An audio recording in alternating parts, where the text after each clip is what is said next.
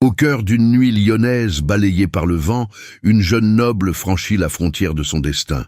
Dans son dos, un monde de règles et de devoirs se referme comme un piège. Devant elle, un inconnu, un musicien des rues, au regard ardent, lui tend la main.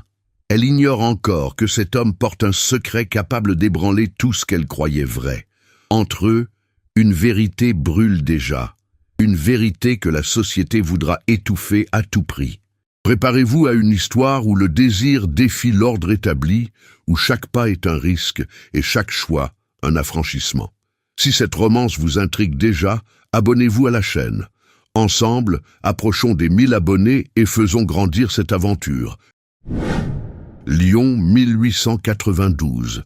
L'hiver tombait sur la ville comme un voile de silence précieux, diffusant sur les façades anciennes une lumière argentée qui semblait retenir son souffle. Dans l'hôtel particulier des Rouvres, le froid ne pénétrait pas, mais l'inquiétude, elle, s'infiltrait partout. Les miroirs étincelaient, les tapis assourdissaient chaque pas, et pourtant une tension sourde ondulait sous les plafonds ornés, comme si les murs eux-mêmes redoutaient ce qui approchait. Cécile de Rouvres descendait l'escalier principal avec la grâce d'une statue animée, chaque mouvement de sa robe de satin ivoire suivant le rythme discret de sa respiration. La jeune femme possédait une beauté qui ne cherchait pas à s'imposer, une douceur contenue, un éclat trop souvent étouffé par l'éducation rigide que lui avait imposée la noblesse lyonnaise. Ses yeux gris-bleu, voilés d'un calme apparent, cachaient pourtant un tumulte qu'elle ne parvenait plus à maîtriser. Elle avançait sans bruit, comme si marcher trop fort risquait de briser quelque chose d'irréversible. Dans le grand salon, son père, le comte Armand de Rouvres, examinait des documents que l'on devinait urgents malgré l'apparence soignée de chaque feuillet. Sa moustache grisonnante tremblait imperceptiblement. Il leva enfin les yeux. « Ma fille, tu es prête pour ce soir ?» Cécile inclina doucement la tête, les mains serrées devant elle. « Je le suis, père. » Il lui répondit par un sourire trop poli, un sourire d'homme qui règle un problème, non d'homme qui regarde son enfant. À ses côtés, la comtesse observait sa fille comme une œuvre fragile dont elle redoutait la moindre fissure. Elle s'approcha pour ajuster une mèche de cheveux qui n'avait pas respecté l'ordre parfait du chignon. « Tu dois être impeccable, Cécile. Ce soir est décisif. Décisif. » Le mot tomba entre elles comme un couperet. Cécile sentit une bouffée de chaleur monter dans sa gorge, mais elle la réprima, habituée à ne jamais montrer le moindre trouble. Elle savait ce qu'on attendait d'elle, un sourire maîtrisé, une voix douce, une obéissance sans faille.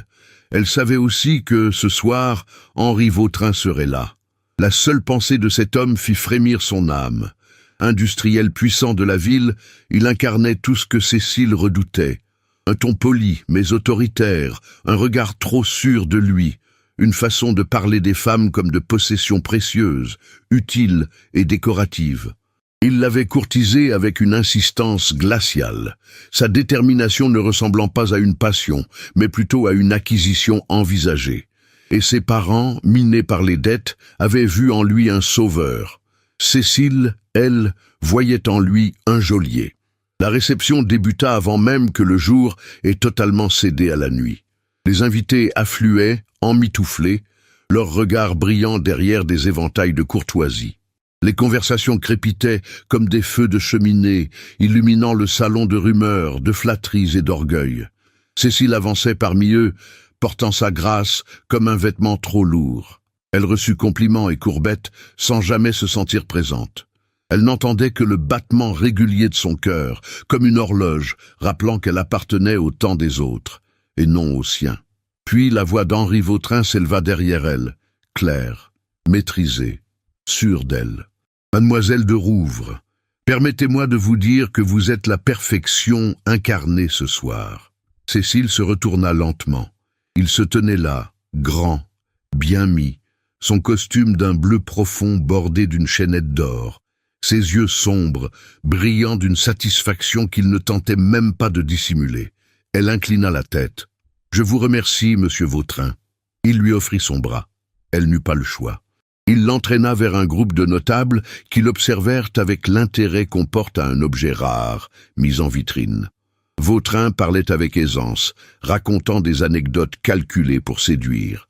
Puis, avec un sourire qui n'atteignit jamais ses yeux, il déclara devant tout le monde: « Une épouse bien éduquée est le plus beau trésor d'un foyer.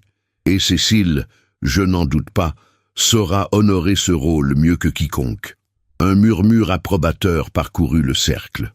Cécile sentit ses joues se glacer. Ses doigts tremblèrent sous ses gants. Elle répondit calmement d'une voix si maîtrisée qu'elle s'étonna elle-même: « Un trésor n'a de valeur que s'il est librement offert, Monsieur Vautrin. » Un silence s'abattit un bref instant. Puis quelques rires étouffés résonnèrent. Vautrin, lui, sourit comme un homme piqué dans son orgueil. « Votre esprit est vif, mademoiselle. Je saurai le canaliser. » Canaliser. Le mot déchira quelque chose en elle. Le salon semblait soudain trop petit, l'air trop dense. Cécile s'éloigna sous prétexte de saluer un couple âgé. Mais lorsqu'elle atteignit enfin l'angle du couloir désert, elle porta une main à sa poitrine et chercha à reprendre son souffle. Elle ne voulait pas de cette vie. Elle ne voulait pas devenir l'ombre docile d'un homme qu'elle ne pourrait jamais aimer. Elle remonta dans sa chambre, les chandelles projetant sur les murs des reflets vacillants, comme des pensées trop rapides pour être saisies. Elle s'assit devant son miroir et observa le visage qui lui faisait face. Une larme glissa sur sa joue, une seule, silencieuse, presque honteuse. « Je ne peux pas, » murmura-t-elle pour elle-même. « Je ne peux pas vivre ainsi. » On frappa à la porte. Cécile se redressa aussitôt, recomposant son masque. La comtesse entra, les mains jointes devant elle. « Ma chère enfant, tout est presque arrangé. L'annonce officielle se fera bientôt. Il suffit que tu restes raisonnable. » Cécile sentit son cœur se serrer. « Mère, » dit-elle d'une voix plus fragile qu'elle ne l'aurait voulu, « est-ce réellement ce que vous souhaitez pour moi ?» La comtesse baissa les yeux. « Dans notre monde, Cécile, on ne souhaite pas, on survit. » Puis elle sortit avant que Cécile ne puisse répondre. Lorsque la porte se referma, la jeune femme sentit un frisson parcourir son dos. Les lanternes de la ville miroitaient derrière les vitres, scintillant dans une danse qui semblait l'appeler. Une pulsation sourde monta en elle, un élan, une urgence, une vie qui frappait à la porte de son propre courage. Ce soir-là, alors que la réception continuait en bas, elle posa ses doigts sur la vitre froide et prononça dans un souffle: « S'il existe un autre chemin, je le trouverai. » Et pour la première fois depuis longtemps, son cœur battit pour elle. La ville s'était parée de milliers de flammes, comme si chaque rue voulait offrir un éclat particulier à la veille de la fête des Lumières. Lyon étincelait sous un voile d'or mouvant, les façades anciennes se métamorphosaient en miroirs incandescents, et une douce odeur de cire brûlée se mêlait à celle du froid hivernal. Les passants, emmitouflés, se pressaient pour admirer les fenêtres illuminées, tandis que le murmure étouffé de la Saône ponctuait l'air d'un souffle régulier. C'était une nuit magique pour beaucoup, mais pour Cécile de Rouvres, elle ressemblait davantage à un piège d'où il lui serait de plus en plus difficile de s'échapper. La réception battait son plein dans le salon principal de l'hôtel particulier. Les lustres, suspendus comme des constellations domestiquées, répandaient une lumière scintillante qui montait jusqu'aux moulures dorées.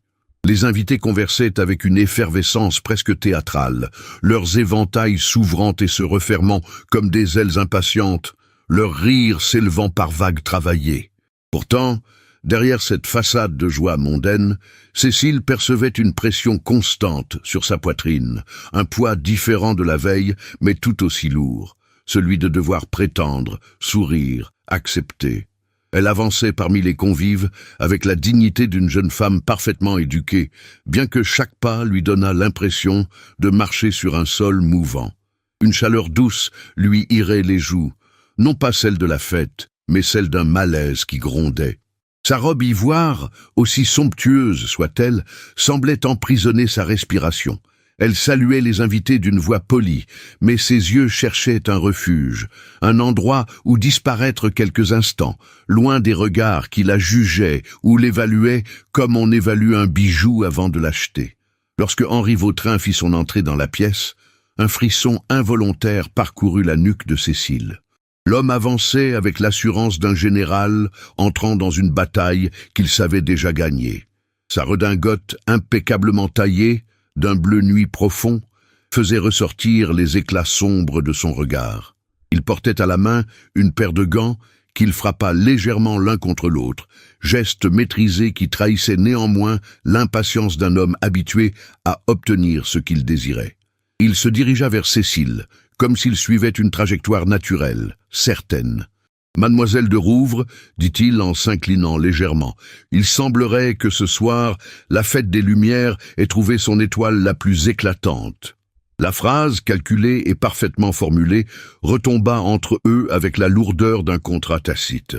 Cécile tenta de sourire, comme on exécute un mouvement appris depuis l'enfance. « Monsieur Vautrin, vous êtes trop aimable. » Il glissa son bras sous le sien avec une délicatesse trompeuse, la guidant vers le centre du salon où plusieurs notables attendaient.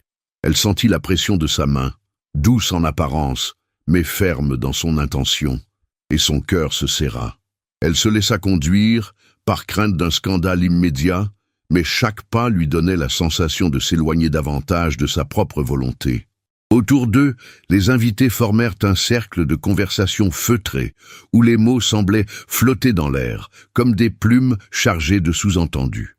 Henri Vautrin prit la parole avec l'éloquence assurée d'un homme habitué à impressionner. « Mes amis, déclara-t-il d'un ton posé, je dois vous confier que peu de choses honorent autant un homme qu'une promesse faite à une famille telle que celle des Rouvre. » Cécile sentit la tension monter en elle. Elle serra légèrement son éventail entre ses doigts gantés, comme si ce minuscule objet pouvait l'aider à ne pas chanceler. Vautrin continua, sa voix se répandant avec complaisance. « Et je suis heureux de vous dire que ce soir, cette promesse semble plus proche que jamais. » Un murmure parcourut le groupe, une agitation de curiosité sucrée. La comtesse, au loin, adressa un sourire figé qui ressemblait davantage à une prière silencieuse. Cécile se força à respirer. Elle s'humecta les lèvres avant de dire, d'une voix douce mais vibrante, d'une dignité qu'elle ne pensait plus posséder, « Monsieur Vautrin, je crois que rien n'est officiellement décidé ce soir. » Il tourna vers elle un regard brillant d'une fausse indulgence. « Cécile, dit-il, osant son prénom comme s'il lui appartenait déjà. Parfois les décisions essentielles n'ont pas besoin d'être dites, elles se comprennent. Vous êtes la raison de la stabilité future de nos deux familles. » Elle sentit une brûlure dans sa gorge. « La stabilité ne peut se construire que sur un consentement clair, monsieur Vautrin. » Le cercle d'invités se figea. Quelques éventails cessèrent de bouger. Certains regards se détournèrent, avec une hâte mal dissimulée. Vautrin esquissa un sourire qui n'en était pas un. « Votre vivacité d'esprit est charmante, mademoiselle, mais je suis certain que vous saurez, avec le temps, tempérer votre ardeur. » Cette phrase, plus qu'une pique, fut une caresse brutalement imposée. Elle fit vaciller le monde de Cécile.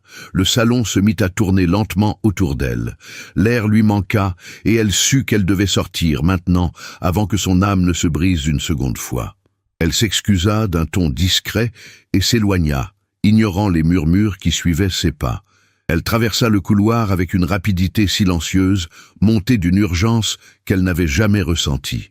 Quand elle atteignit le vestibule, la fraîcheur de l'air extérieur la frappa comme un réveil brutal. Des lanternes colorées scintillaient derrière les vitres, projetant sur elle des halos mouvants, comme des promesses d'un ailleurs encore inconnu. Elle descendit les marches sans bruit et se retrouva dans la rue, enveloppée par la foule en fête. Le contraste avec l'atmosphère oppressante du salon la bouleversa. Autour d'elle, des enfants riaient en courant, des couples se tenaient par le bras, des musiciens ambulants jouaient de petits airs pour gagner quelques pièces. Cécile avança, portée par la chaleur humaine qu'elle n'avait jamais considérée auparavant. Chaque lumière lui semblait un appel. Le froid mordait la peau de ses joues, mais elle n'y prêtait pas attention. Ses pas la guidèrent vers les quais, plus sombres, moins fréquentés. C'est alors qu'elle l'entendit, une musique. Simple, poignante, jouée avec une intensité qui transcendait l'air hivernal. C'était un piano portatif, ses notes claires s'élevant comme une prière délicate. Cécile s'immobilisa. Son cœur, si lourd quelques instants plus tôt, se mit à battre avec une douceur nouvelle, comme si cette mélodie offrait soudain un espace à son âme. Elle s'avança. Là, au coin d'une rue peu éclairée, un jeune homme jouait. Son manteau sombre était usé au coude, mais ses gestes, eux, possédaient la noblesse d'un artiste. Sa tête légèrement inclinée laissait tomber une mèche brun foncé sur son front. Les doigts qui effleuraient les touches semblaient connaître la douleur comme la tendresse, et la musique qu'il produisait laissa un frisson de lumière dans l'air. Cécile sentit sa gorge se nouer. Elle ne voulait pas interrompre ce moment, pas troubler ce miracle inattendu. Pourtant, François, bien qu'elle ignorât encore son prénom, leva les yeux vers elle. Son regard brun croisa le sien, et quelque chose d'indiciblement doux passa entre eux, léger comme un souffle, puissant comme une évidence.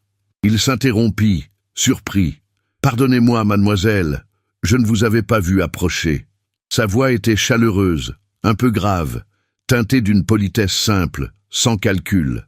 Elle baissa les yeux, soudain timide. « Votre musique, elle est magnifique. » Et il eut un léger sourire, humble, presque intimidé. « Je suis heureux qu'elle vous plaise. Ce n'est qu'un modeste air pour accompagner la nuit. » Elle releva la tête, captivée par son expression sincère, loin de la fêterie des salons.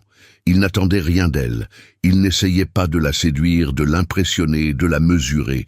Il lui parlait comme à une âme, non comme à un titre. Et cette simplicité pour Cécile fut une révélation presque douloureuse. « Puis-je rester un instant ?» demanda-t-elle d'une voix douce, hésitant entre audace et retenue. François inclina légèrement la tête. « Restez autant que vous le souhaitez. La nuit appartient à ceux qui ont besoin de respirer. » Ces mots lui allèrent droit au cœur. Elle sentit quelque chose se dénouer en elle, quelque chose qu'aucune main n'avait jamais su toucher. Il reprit son jeu, plus lentement, comme pour lui offrir une musique qu'il n'avait jamais jouée pour personne. Cécile ferma les yeux un instant, laissant les notes glisser sur elle comme une caresse invisible. La lumière vacillante d'une lanterne proche dessinait des teintes dorées sur ses joues, donnant à son visage une douceur presque irréelle. Quand François cessa enfin, le silence devint lui-même une mélodie. « Comment vous appelez-vous » demanda-t-elle dans un souffle. Il hésita un court instant. « François Lacombe. Et vous » Elle répondit après une brève hésitation. « Cécile. » Il sourit doucement. « Cécile. C'est un prénom qui porte de la lumière, je trouve. » Elle baissa les yeux, touchée malgré elle. « Ce soir, j'en ai bien besoin. » Il arrêta ses mains sur les touches et la regarda plus directement, avec une attention qui n'avait rien d'indiscret. « Alors permettez-moi de vous offrir encore un peu de lumière. » Il reprit un air plus tendre encore, et Cécile, enveloppée par cette musique qui semblait n'exister que pour elle, sut qu'elle venait de franchir un seuil invisible, délicat, où la vie commence à se réécrire. Et pour la première fois depuis longtemps, elle n'eut pas peur. Le lendemain de cette rencontre imprévue, la ville semblait résonner autrement aux oreilles de Cécile. Lyon s'éveillait sous une brume délicate qui s'accrochait aux toits, aux cheminées, aux ponts, tandis que les premières lueurs du matin s'étiraient comme des fils d'or pâle. Pourtant, malgré la beauté du décor, c'était un souvenir bien précis qui illuminait désormais le cœur de la jeune femme. La musique de François, si douce, si vibrante, si étrangement consolatrice. Elle avait passé une partie de la nuit à revivre chaque note, chaque regard échangé, chaque mot prononcé. Et plus elle y pensait, plus le contraste avec son existence oppressante se faisait éclatant. Pourtant, elle ne se permit pas de rêver trop longtemps. Dès qu'elle descendit au petit déjeuner, le comte et la comtesse l'accueillirent avec des visages tendus. Aucun mot n'était prononcé, mais leur silence pesait lourd d'attente et de reproches retenus. La veille, la réaction de Cécile à la réception avait fait murmurer quelques convives, et la comtesse, en femme vigilante des apparences, redoutait déjà l'ombre d'un scandale. Cécile goûta à peine au thé refroidi. Ses pensées étaient ailleurs. Chaque battement de son cœur la ramenait à cette ruelle où un musicien lui avait offert plus de liberté en quelques minutes que tous les salons aristocratiques en une vie entière. Lorsque la matinée s'écoula, elle trouva le prétexte d'une promenade. Elle mit un châle clair sur ses épaules et sortit sans demander l'avis de quiconque. Ses pas la guidèrent, presque malgré elle, vers le quartier où elle avait trouvé François. Elle marchait rapidement, le souffle léger, comme si la ville entière l'accompagnait dans son élan. Les rues encore humides luisaient sous ses pas, et l'air portait une odeur de charbon mêlée à celle des premières boulangeries. Arrivée près des quais, elle ralentit.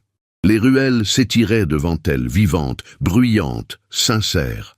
Ici, les artisans ouvraient déjà leurs échoppes, les ouvrières discutaient à voix basse, les enfants traînaient près des façades noircies. Rien n'était poli ni raffiné, mais tout semblait vrai, respirable. Puis elle le vit. François était là, devant le même piano portatif, en train d'accorder quelques notes. Le matin donnait à son visage une douceur nouvelle, révélant des traits que la lueur des lanternes avait laissés dans l'ombre. Cécile ressentit une chaleur monter en elle, une timidité inattendue qui fit trembler légèrement ses doigts. Elle n'était pas habituée à ce genre d'émotion, de vulnérabilité choisie. Il leva les yeux au moment où elle approchait, comme si une intuition l'avait averti de sa présence. « Vous voici de retour », dit-il dans un sourire surpris, mais sincère. « Je ne pensais pas vous revoir si tôt. » Cécile se sentit rougir malgré elle. « Je ne savais pas vraiment où aller ce matin. Alors mes pas m'ont conduite ici. » François inclina la tête, son regard brillant d'une lueur douce. « Je suis honoré d'être devenu une destination. » Elle rit très discrètement, un rire fragile, presque oublié. « Je ne veux pas vous déranger. » « Vous ne me dérangez pas, Cécile.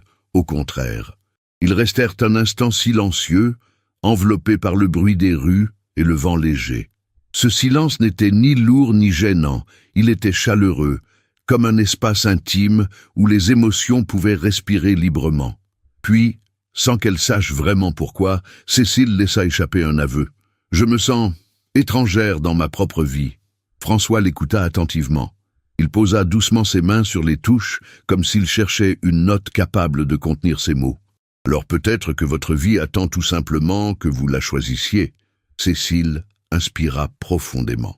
Les mots de François avaient cette qualité rare. Ils lui semblaient vrais, pas brillants, pas artificiels, mais vrais. Elle se sentit soudain portée par une confiance timide. « Jouez, » murmura-t-elle. « S'il vous plaît. » François inclina la tête et reprit une mélodie lente, presque murmurée. Ses doigts glissaient sur les touches avec une précision tendre, comme s'ils effleuraient la lumière. Cécile se laissa guider par les accords. Chaque note creusait en elle un espace de liberté qu'elle n'avait jamais osé imaginer. Son regard se posa sur le visage de François, sur la manière dont il fermait les yeux lorsqu'il trouvait une harmonie. Elle ressentit une émotion si douce qu'elle en eut presque le vertige. Lorsque la mélodie se tut, elle resta immobile quelques secondes, comme suspendue entre deux mondes. « François, » commença-t-elle, hésitant entre gratitude et pudeur, « votre musique, elle me fait sentir que je ne suis pas invisible. » Il releva doucement la tête. « Personne ne devrait se sentir invisible, Cécile. Surtout pas vous. » Elle détourna les yeux, déstabilisée par l'intensité de son regard. Une mèche d'un brun chaud tombait sur son front, adoucissant encore la force tranquille qu'il dégageait. Il ne ressemblait à aucun homme qu'elle avait connu. Chez lui, rien n'était guindé, forcé ou calculé. Sa présence semblait faite de vérité. Pourtant, elle se força à changer de sujet, consciente que son cœur accélérait dangereusement. « Vous vivez ici ?» demanda-t-elle avec un ton maladroit. « Dans ce quartier ?» Il réfléchit un instant avant de répondre. « Disons que j'y passe mes journées. Les rues ont beaucoup à raconter à ceux qui savent écouter. Et vous écoutez beaucoup, tout autant que je joue. » Cécile sourit légèrement. « Les salons où je suis forcé de me rendre n'ont pas autant à raconter. Ils répètent toujours les mêmes histoires, les mêmes attentes, les mêmes obligations. » François pinça quelques notes au hasard, un son léger qui sembla donner forme à ses pensées. « Vous imaginez mal en femme soumise aux obligations mondaines. On ne me demande pas mon avis. Alors je vous en donne un, si vous me le permettez. » Elle se tourna vers lui, intriguée. « Lequel ?» Vous êtes faite pour autre chose que des murs dorés et des regards qui jugent. Vous avez une lumière impatiente, une lumière qui cherche un ciel où respirer. » Ces mots la transpercèrent. Elle sentit une chaleur douce monter jusqu'à ses yeux, ce qui ne lui arrivait presque jamais. Elle inspira pour calmer cette émotion nouvelle. « Vous parlez comme si vous me connaissiez. Je ne vous connais pas encore, » murmura-t-il en la fixant avec une douceur contenue. « Mais ce que je vois me touche profondément. » Elle resta immobile, incapable de détourner les yeux. Entre eux, il y avait une tension délicate, presque fragile, mais aussi une intensité qui aurait pu embraser tout ce qu'elle avait appris à contenir. Elle sentit sa gorge se serrer. « François, dites-moi, pourquoi jouez-vous ici? Vous pourriez jouer dans des salles plus grandes, mieux éclairées. » Il répondit sans détour. « Parce que la rue dit la vérité, parce que les gens qui s'arrêtent vraiment. » Elle acquiesça lentement. « C'est beau ce que vous dites. Ce que je dis n'est rien comparé à ce que je vois. Et qu'est-ce que vous voyez ?» Il hésita une seconde, puis répondit dans un souffle qui sembla effleurer son âme. « Une jeune femme qui se bat contre une cage invisible. Une jeune femme qui mérite d'apprendre à voler. » Le silence tomba entre eux. Un silence vibrant, chargé d'une émotion qui dépassait les mots.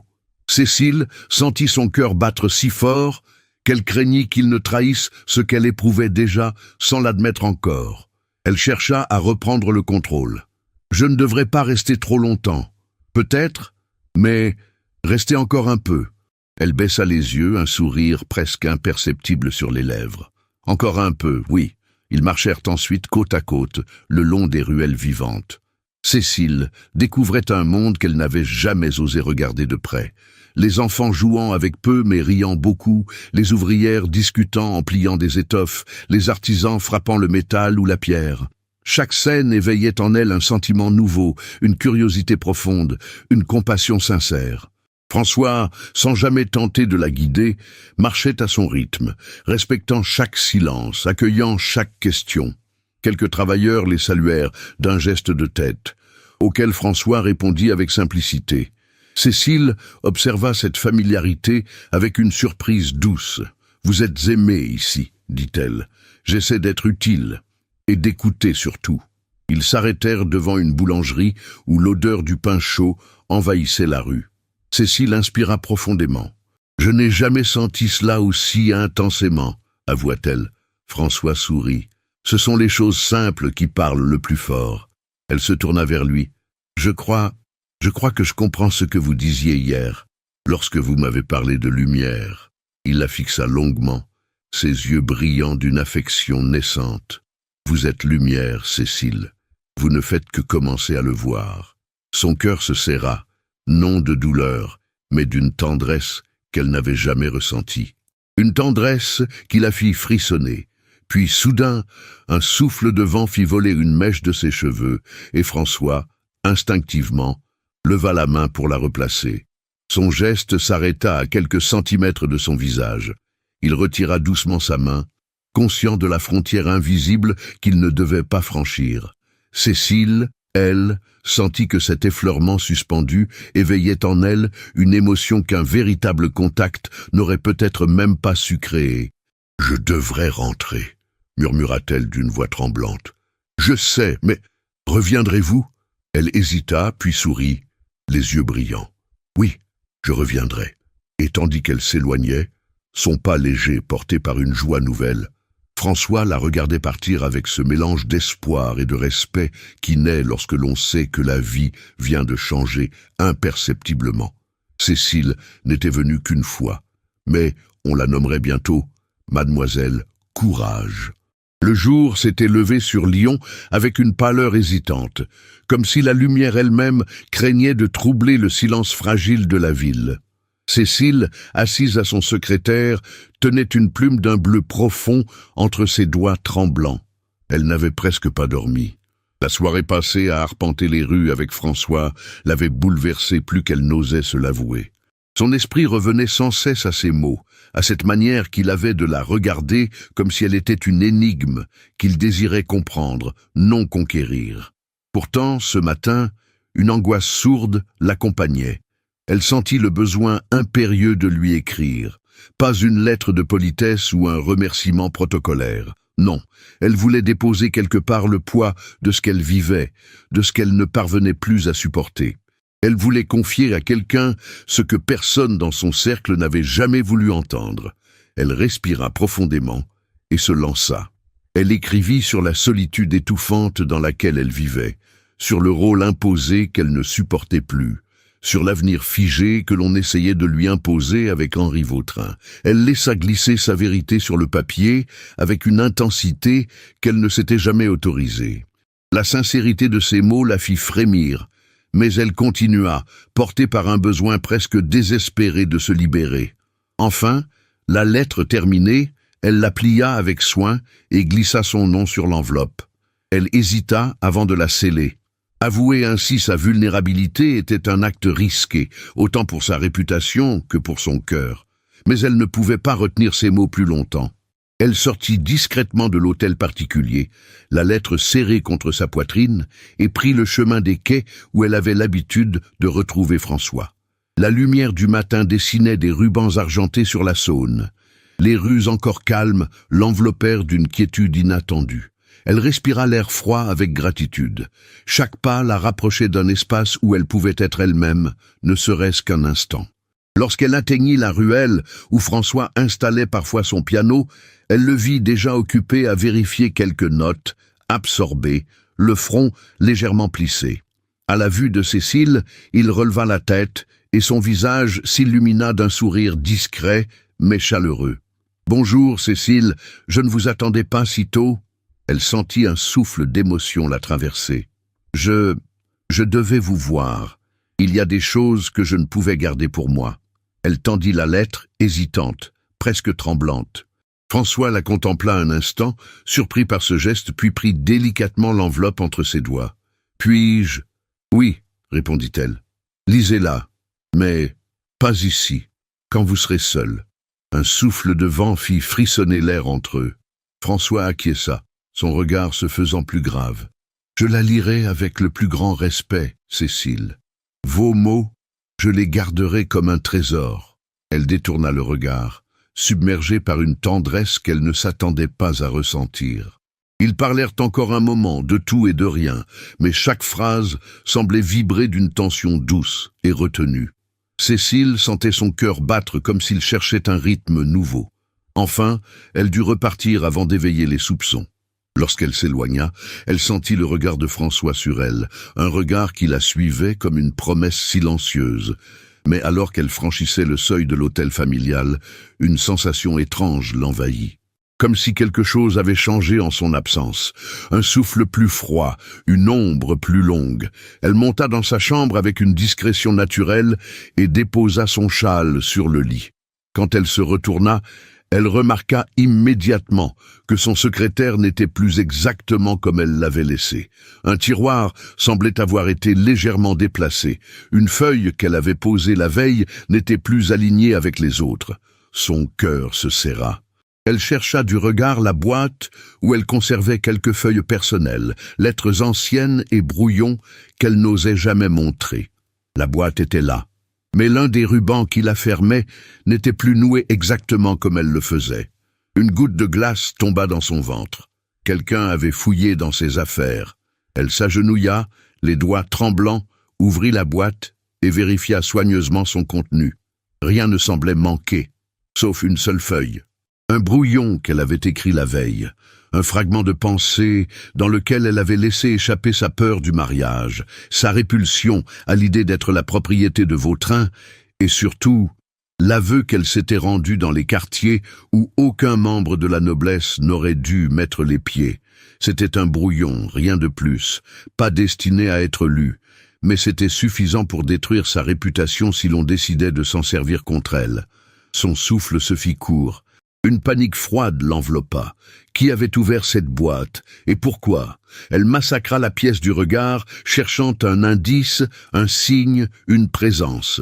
Mais la chambre, vaste et impeccablement ordonnée, resta muette. Aucun bruit ne trahit une intrusion. Seule l'absence de cette feuille criait la vérité. Quelqu'un savait.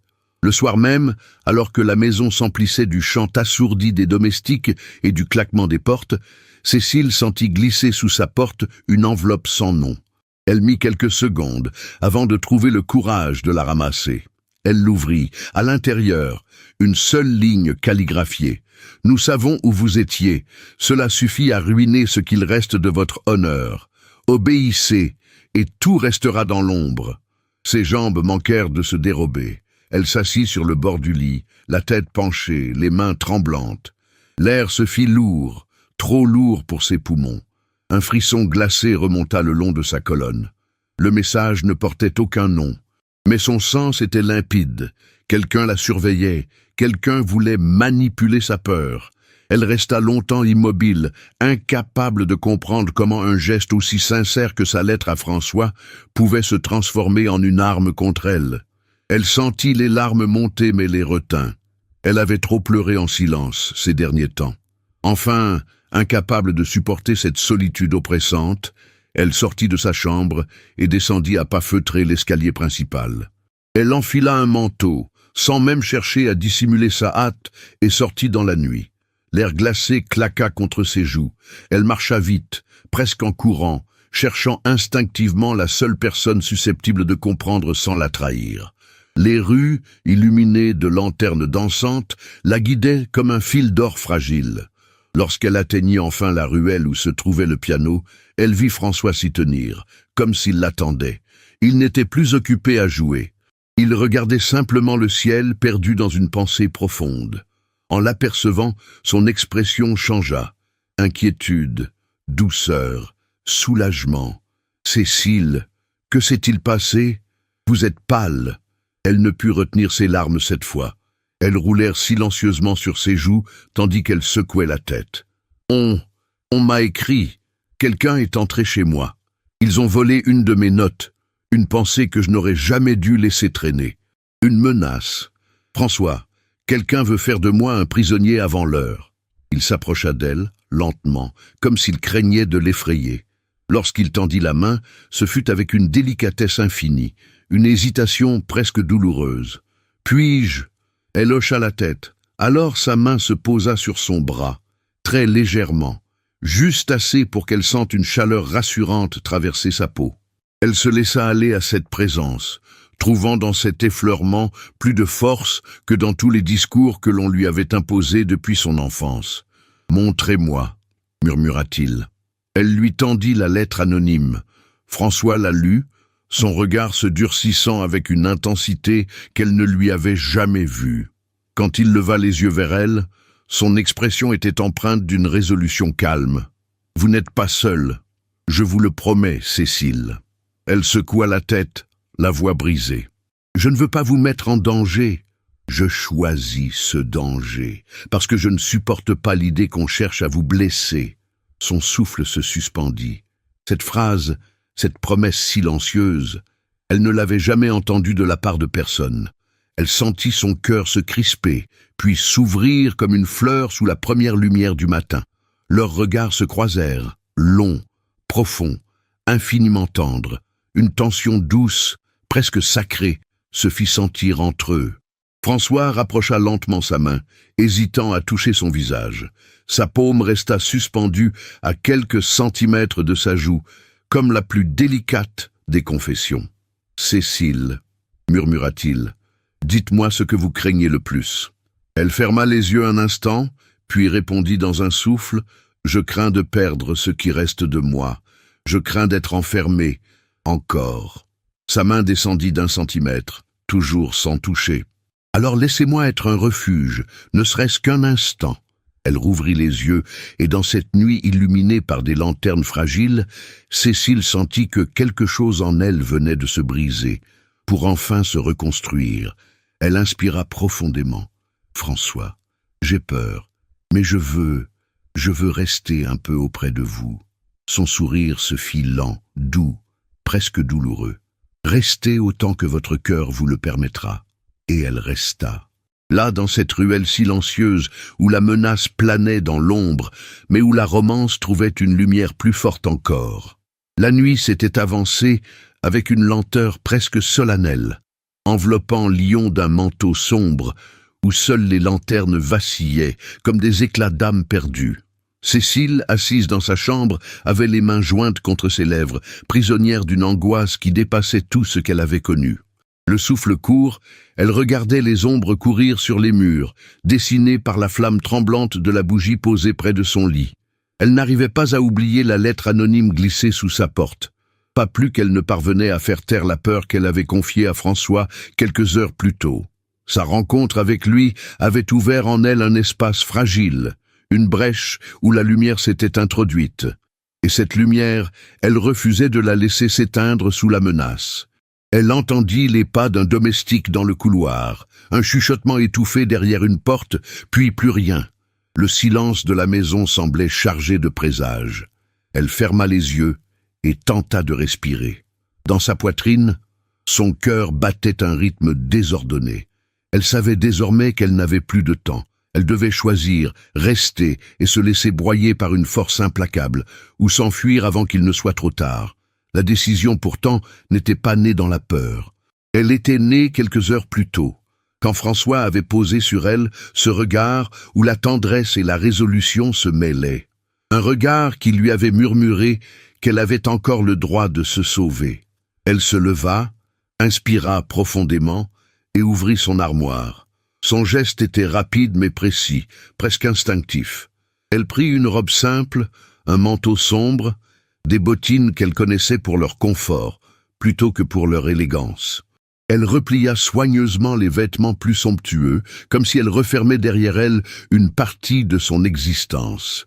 Elle passa un châle sur ses épaules, attacha ses cheveux avec une discrète épingle de bois et saisit la petite boîte contenant le pendentif de sa grand-mère. Elle hésita un instant, comme si l'objet portait en lui la bénédiction silencieuse d'une femme qu'elle n'avait jamais connue. Puis elle glissa la chaîne dans sa poche. Elle regarda autour d'elle une dernière fois. Chaque meuble, chaque tableau, chaque broderie semblait lui renvoyer un souvenir figé.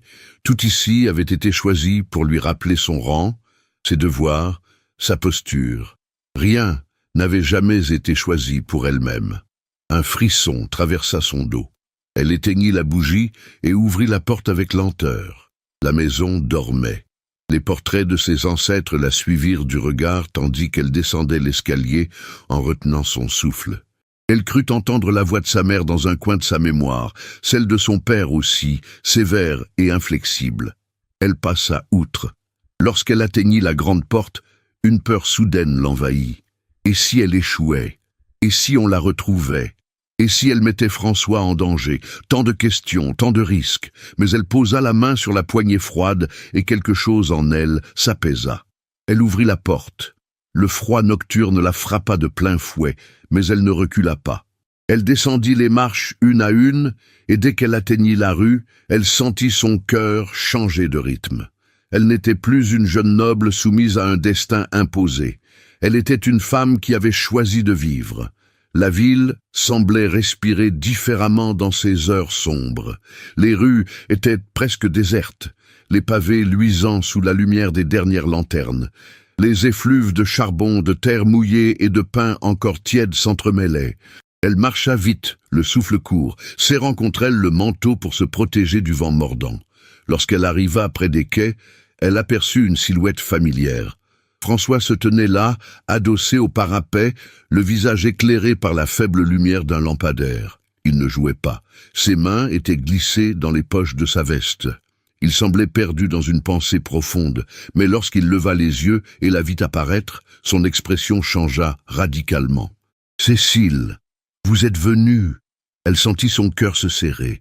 Il y avait dans sa voix un mélange d'inquiétude et de soulagement qui redoublait la force de sa décision. « Je n'avais pas le choix, François, » murmura-t-elle. « Il faut partir. Maintenant. » Il s'approcha d'elle avec lenteur, s'assurant qu'elle n'était pas suivie. « Est-ce que quelqu'un vous a vu sortir ? Je ne pense pas. Alors venez. Nous n'avons que peu de temps. » Il lui tendit la main, et elle la prit sans hésiter. Cet effleurement suffira à propulser en elle une chaleur irrésistible. Ensemble, ils descendirent la ruelle menant à une petite gare secondaire, peu fréquentée à ces heures. Le chemin était long, Mais Cécile n'y prêta pas attention. Elle ne sentait plus ses pieds, seule comptait la présence de François à ses côtés, véritable ancre dans cette tourmente.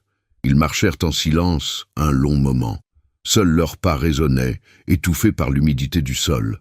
Parfois, le vent apportait le bruit lointain d'une cloche de tramway ou le claquement d'une fenêtre mal fermée. La ville, endormie, semblait les protéger dans son ombre. Enfin, François brisa le silence. « Vous êtes sûre de ce que vous faites, Cécile ? C'est une décision qui changera tout. » Elle se tourna vers lui. Son visage, pourtant éclairé seulement par la lune, vibrait d'une intensité qui lui donna le vertige. « Je n'ai jamais été aussi sûr de rien. » Il lui sourit, un sourire doux, presque triste. « Je ne voudrais jamais être la raison d'un malheur pour vous.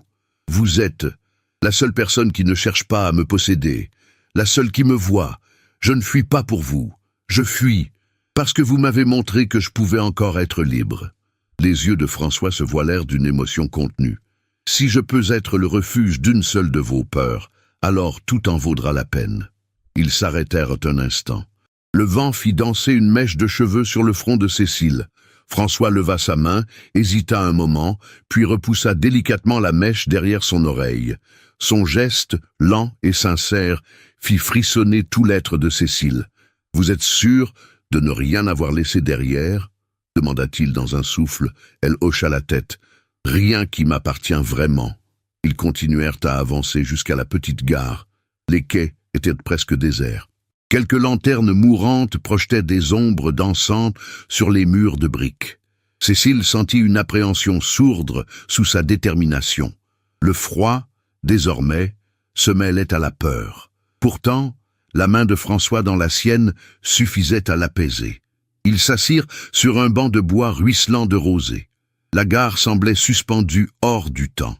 François tourna la tête vers elle. « Vous tremblez. » « Un peu. » Elle inspira profondément.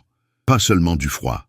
Il la regarda longuement. « Cécile, si vous ressentez le moindre doute, dites-le-moi. Je ne vous obligerai jamais à aller plus loin que ce que vous pouvez supporter. » Elle sourit avec une tendresse rare. « Mon seul doute est de savoir si je mérite votre gentillesse. » Ces mots touchèrent François au plus profond de lui-même. Il prit sa main avec une précaution infinie, comme si ce simple contact pouvait sceller leur destin. « Vous méritez tout. » Le silence qui suivit était dense, chargé d'une intensité qui semblait les envelopper comme une étoffe invisible. Cécile sentit la chaleur de ses doigts contre les siens. Ses joues rosirent.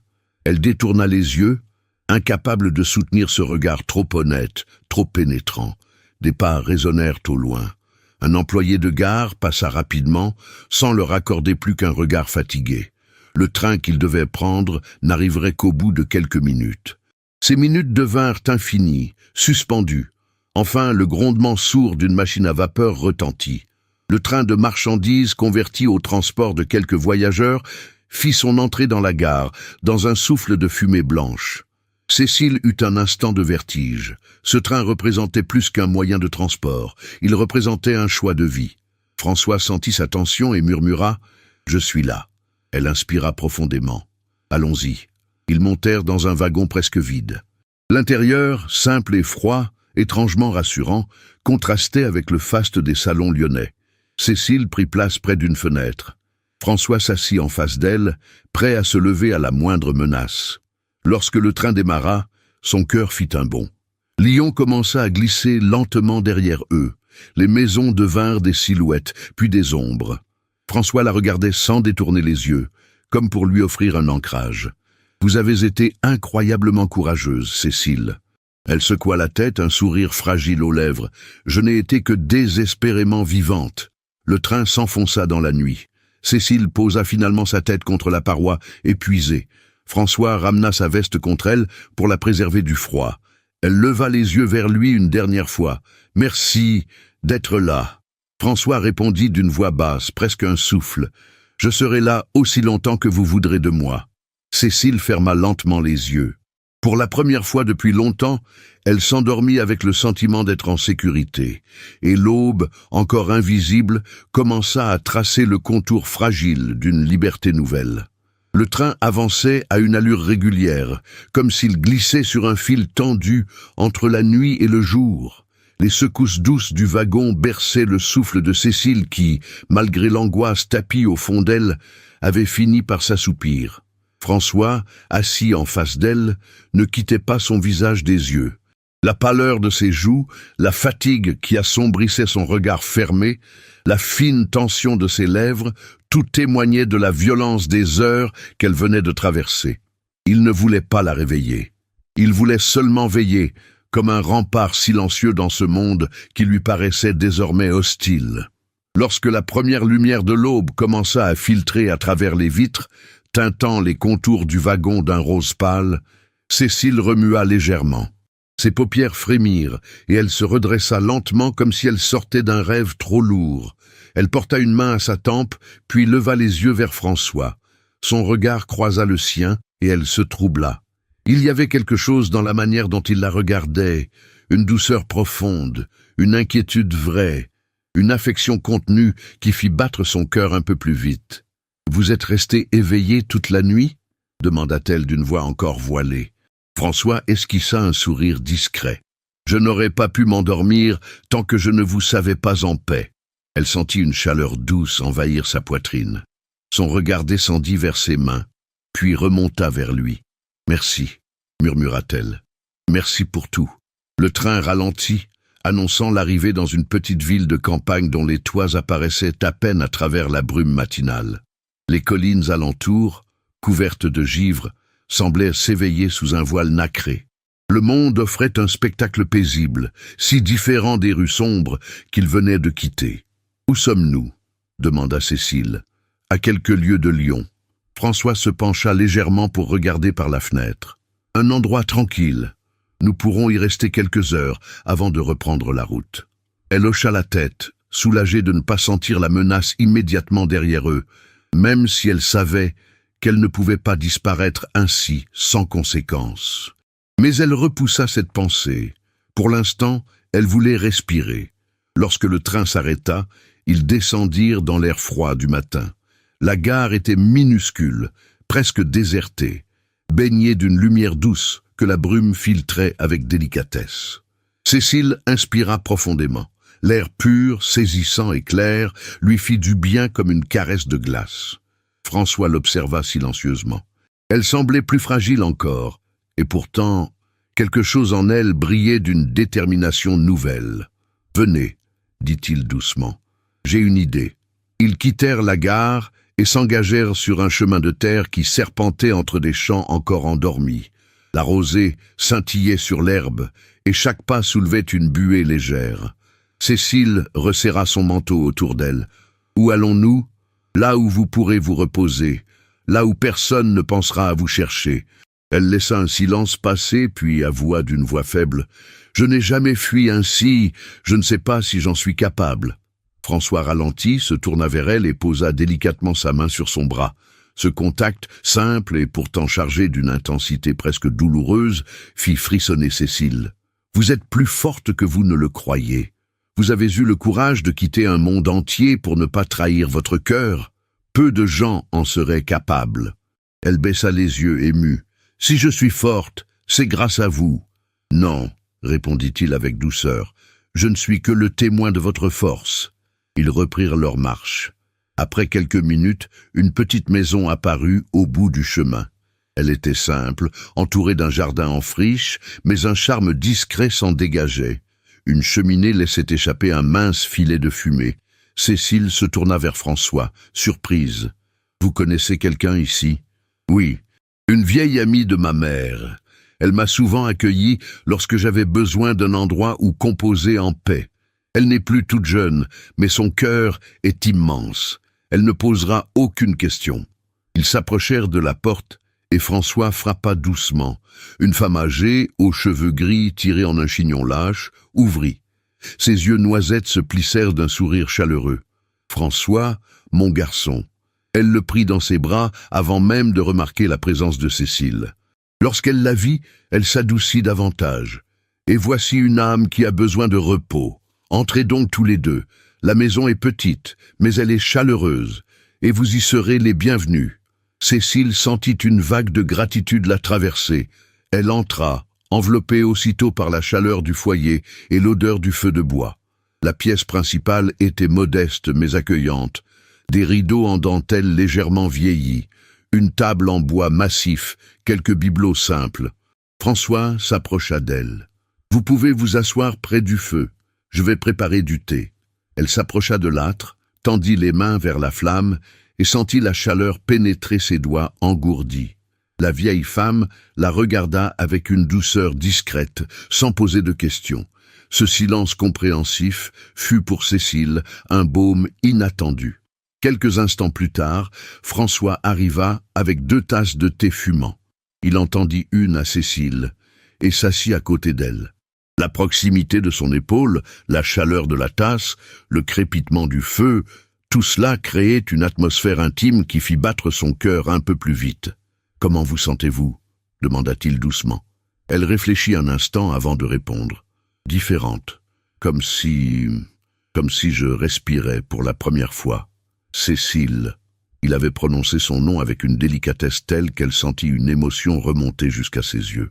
Elle posa sa main sur la tasse pour cacher le léger tremblement de ses doigts. « Je ne veux pas que vous souffriez à cause de moi, » murmura-t-elle.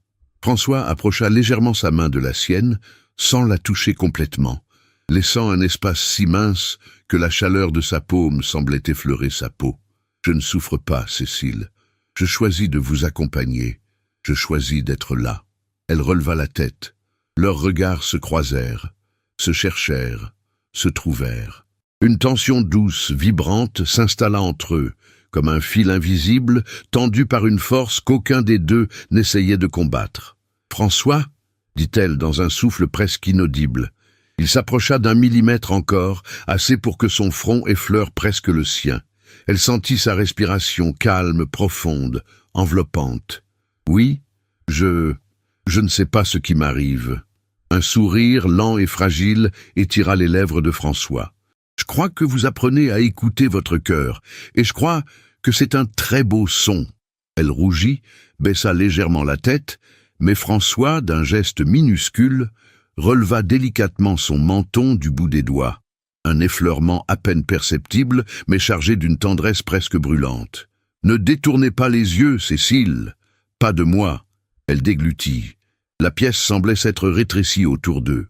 Le feu crépitait doucement, comme un murmure intime. Le temps se suspendit. « Je n'ai jamais connu cela, » avoua-t-elle d'une voix tremblante. « Cette proximité, cette paix, cette chaleur.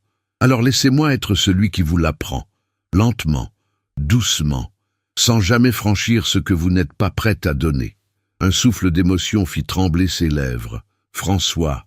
Il retira sa main par respect autant que par pudeur, mais laissa entre eux ce fil invisible qui n'avait cessé de se tendre depuis leur rencontre. « Reposez-vous un peu, » murmura-t-il. « Vous en avez besoin, et je serai juste là. » Elle ferma les yeux un instant, et lorsqu'elle les rouvrit, elle sut que quelque chose venait de changer. Une certitude douce avait pris place en elle. Non pas une certitude sur l'avenir, car celui-ci restait nébuleux, mais une certitude sur le présent. Elle n'était plus seule, elle ne le serait plus tant que François serait à ses côtés, et ce simple fait suffisait à la faire respirer. La matinée avançait lentement, comme si le temps lui-même hésitait à troubler la fragile paix qui s'était installée dans la petite maison de campagne. La brume s'était levée, dévoilant un paysage de champs givrés, scintillant sous un soleil timide. Le feu crépitait dans la cheminée, répandant une chaleur douce et réconfortante. Pourtant, malgré cet écrin de tranquillité, Cécile sentait dans son cœur une agitation profonde, une tension douce mais constante, née de tout ce qu'elle vivait depuis son départ précipité. Elle se trouvait près de la fenêtre, ses doigts effleurant la vitre froide, tandis que son regard glissait sur les collines endormies. François, derrière elle, accordait doucement son petit instrument à cordes qu'il avait découvert dans la maison. Les notes, encore hésitantes, emplissaient l'air d'une mélodie légère. « Vous jouez même lorsque tout semble silencieux », dit Cécile sans se retourner. La voix de François, sereine, répondit aussitôt. « Le silence n'empêche pas la musique. Parfois, il l'invite. » Elle sourit, un sourire empreint de mélancolie. « Parfois, Je me demande comment vous faites pour trouver tant de beauté dans les choses que d'autres ignorent. » Il posa son instrument et s'approcha d'elle, ses pas discrets laissant un écho doux sur le plancher. Peut-être parce que j'ai longtemps vécu dans l'ombre. Alors, lorsque je trouve la lumière, je la reconnais. Elle sentit un frisson la traverser. Elle pivota légèrement, croisant son regard. Ce regard, il semblait capable de la sonder sans la juger, de la comprendre sans qu'elle ne prononce un mot. Vous parlez comme si vous saviez ce que c'est que d'être emprisonné dans une existence que l'on n'a pas choisie. François hésita un instant. Puis il s'approcha davantage, juste assez pour qu'elle sente la chaleur de sa présence. « Je le sais. Pas comme vous, peut-être. Mais je le sais. » Elle ne répondit pas tout de suite. Au lieu de cela, elle posa son front contre la vitre, laissant la fraîcheur l'ancrer un instant. François resta silencieux, respectant ce moment de fragilité. Finalement, elle murmura « Je ne suis pas sûr de pouvoir revenir en arrière, même si je le voulais. » François leva sa main. Il hésita un instant, puis posa très doucement ses doigts sur son épaule. Ce contact léger fit accélérer le cœur de Cécile, comme si un fil invisible se tendait entre eux. « Je ne vous demanderai jamais de revenir en arrière, » dit-il d'une voix basse. « Je ne veux que vous voir libre. » Elle inspira, ferma les yeux. « Libre, oui, mais je ne sais pas encore où me conduit cette liberté, et cela m'effraie. C'est normal d'avoir peur, répondit-il. La peur n'annule pas la beauté du chemin. » Elle ouvrit les yeux. « Et vous, vous n'avez jamais peur ?» Il sourit, un sourire presque triste. « Si, en ce moment même. » Elle se tourna complètement vers lui, étonnée. « Vous avez peur ? De quoi ?» Il plongea son regard dans le sien, avec une intensité qui fit battre son cœur plus vite encore. « J'ai peur de vous perdre avant même de vous avoir connu réellement. J'ai peur que tout cela, tout ce que nous partageons sans le dire, s'efface dès que le monde extérieur vous rattrapera. » Un souffle sembla s'arrêter en elle. Ses lèvres frémirent légèrement. Elle baissa les yeux, bouleversée. « François ? Non, attendez, laissez-moi finir. » Il fit un pas de plus, rapprochant leurs silhouettes jusqu'à ce que la distance entre eux soit presque imperceptible. « Je ne suis qu'un musicien de rue aux yeux du monde. Je n'ai ni titre, ni fortune, ni influence. Je n'ai que mes mains, ma musique, et cette vérité que je porte en moi. » Il marqua une pause, cherchant son souffle comme si ses mots le brûlaient. « Depuis que je vous ai rencontré, tout a changé. Vous avez apporté une lumière que je ne pensais plus jamais connaître. Vous m'avez offert un regard qui ne juge pas, qui ne méprise pas, qui ne demande rien. » Ses doigts effleurèrent la main de Cécile, sans l'attraper, seulement la frôler, comme pour sceller un aveu. Et j'ai peur, oui. Peur que cette lumière ne soit qu'un rêve qui disparaîtra à l'aube.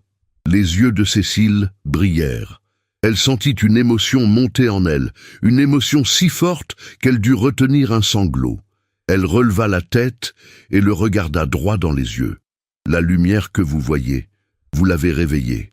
Je vous le dois autant qu'à moi-même. » François, saisi, resta immobile. Leur souffle se mêlait. « Cécile !» Elle leva une main hésitante. Ses doigts tremblaient légèrement lorsqu'ils frôlèrent la ligne de la mâchoire de François. Ce geste, encore plus intime que tout ce qu'ils avaient partagé, les cloua tous deux sur place. « Vous n'êtes pas qu'un musicien de rue, vous êtes l'homme qui m'a tendu la main quand tout se refermait sur moi, l'homme qui m'a donné l'espoir que ma vie puisse être différente, l'homme dont la présence me fait respirer. » François ferma les yeux une seconde, comme s'il recevait une vérité trop précieuse pour être supportée d'un seul coup. Lorsqu'il les rouvrit, une tendresse infinie s'y lisait. « Cécile, vous ne savez pas ce que ces mots représentent pour moi. Ils représentent la vérité. » Il ne la toucha pas davantage.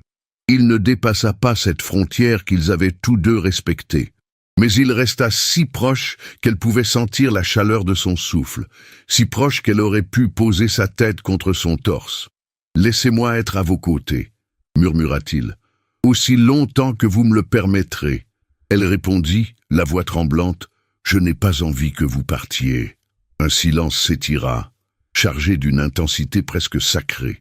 Le feu crépitait derrière eux, la lumière du matin se répandait dans la pièce, et dans toute cette douceur, quelque chose se tissait entre eux, invisible et profond. Enfin, Cécile recula d'un pas, non pour fuir, mais pour respirer. « Je crois que je dois vous dire quelque chose. » François se redressa légèrement. « Qu'y a-t-il » Elle serra ses mains l'une contre l'autre, comme si elle cherchait le courage dans sa propre étreinte. « Vous m'avez confié vos peurs. Je dois vous confier les miennes. » Elle inspira profondément. « J'ai passé toute ma vie entourée de gens qui m'observaient, qui attendaient que je me conforme à un rôle, à une image. J'ai appris à sourire même lorsque j'étouffais.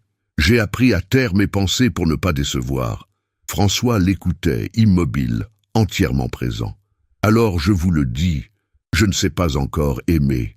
Je ne sais pas offrir mon cœur sans trembler. Je ne sais pas de quoi je suis capable. » Elle leva les yeux, le regard brillant de sincérité. « Mais je sais ceci, lorsque vous êtes près de moi, je respire mieux. Et lorsque vous me regardez, je me sens plus vivante qu'en toutes les années qui m'ont précédée. Et cela me fait peur autant que cela me donne de la force. » François s'approcha, juste assez pour prendre doucement sa main cette fois. Ses doigts enveloppèrent les siens avec une délicatesse infinie. « Alors, apprenons ensemble, » dit-il, lentement, sans hâte, sans exigence, sans rien de plus que ce que votre cœur est prêt à offrir. Elle tressaillit, touchée jusqu'au plus profond. « François, vous êtes... » Elle chercha un mot. Il l'aida à le trouver dans un murmure presque tendre. « Avec vous, c'est tout. » Un silence suivit, doux, vibrant. Leurs mains restèrent enlacées. Mais soudain, un bruit sourd retentit dehors.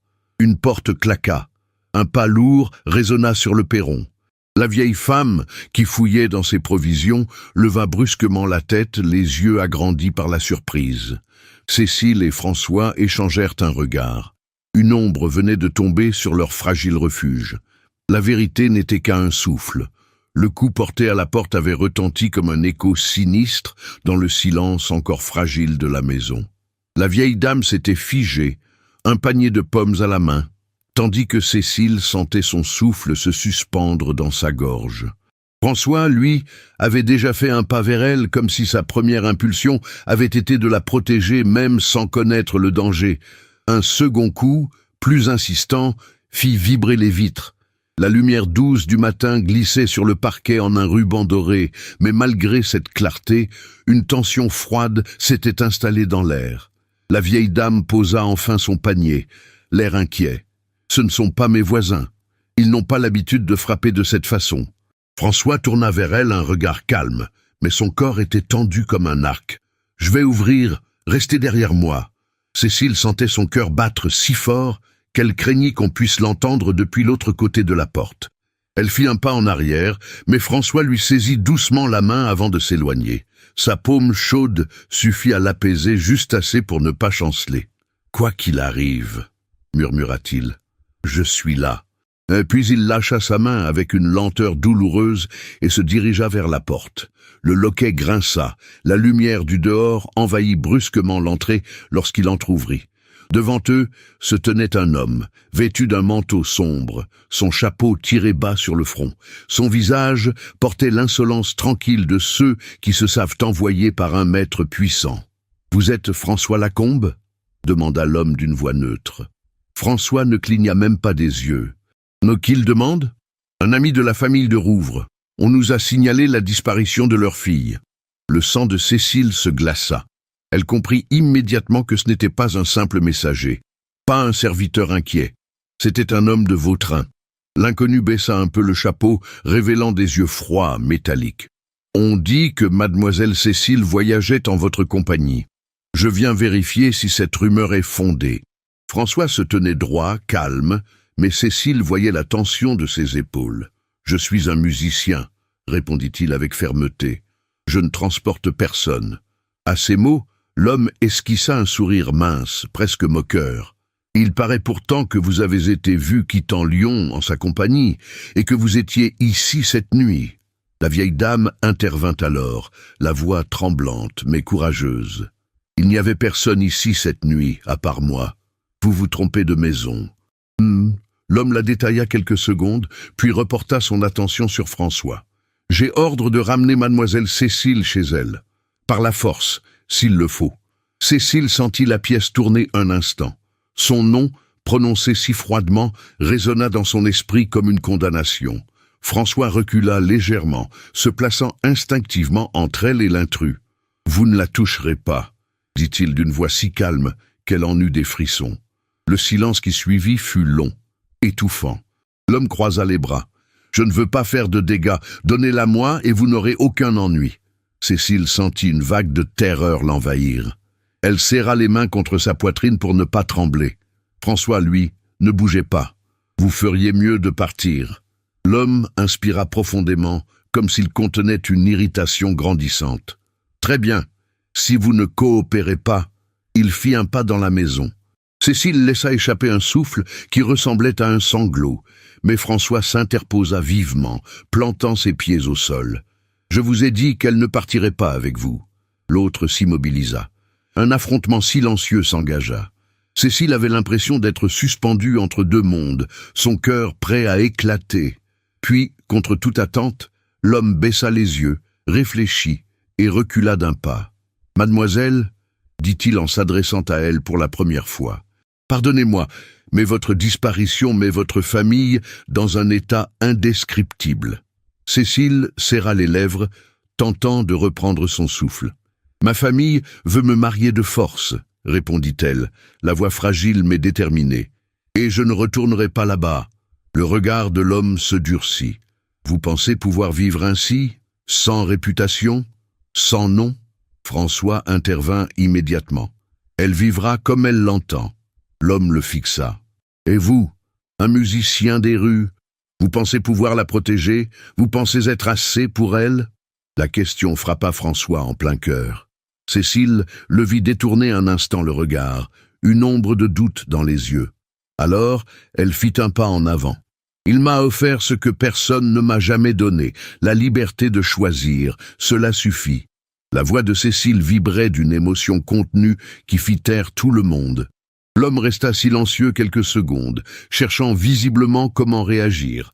Puis il lâcha « Je reviendrai, et la prochaine fois, je ne serai pas seul. » Il tourna les talons et s'éloigna sur le chemin, ses pas écrasant la neige gelée avec un bruit sourd. Dès qu'il disparut sur la route, la tension retomba d'un coup. Cécile sentit ses genoux faiblir. François se précipita vers elle. « Cécile !» Elle perdit presque l'équilibre, mais il la rattrapa juste à temps. Son souffle tremblait contre sa joue. François posa ses mains sur ses bras pour la stabiliser. « Tout va bien, je suis là. » Elle releva les yeux vers lui.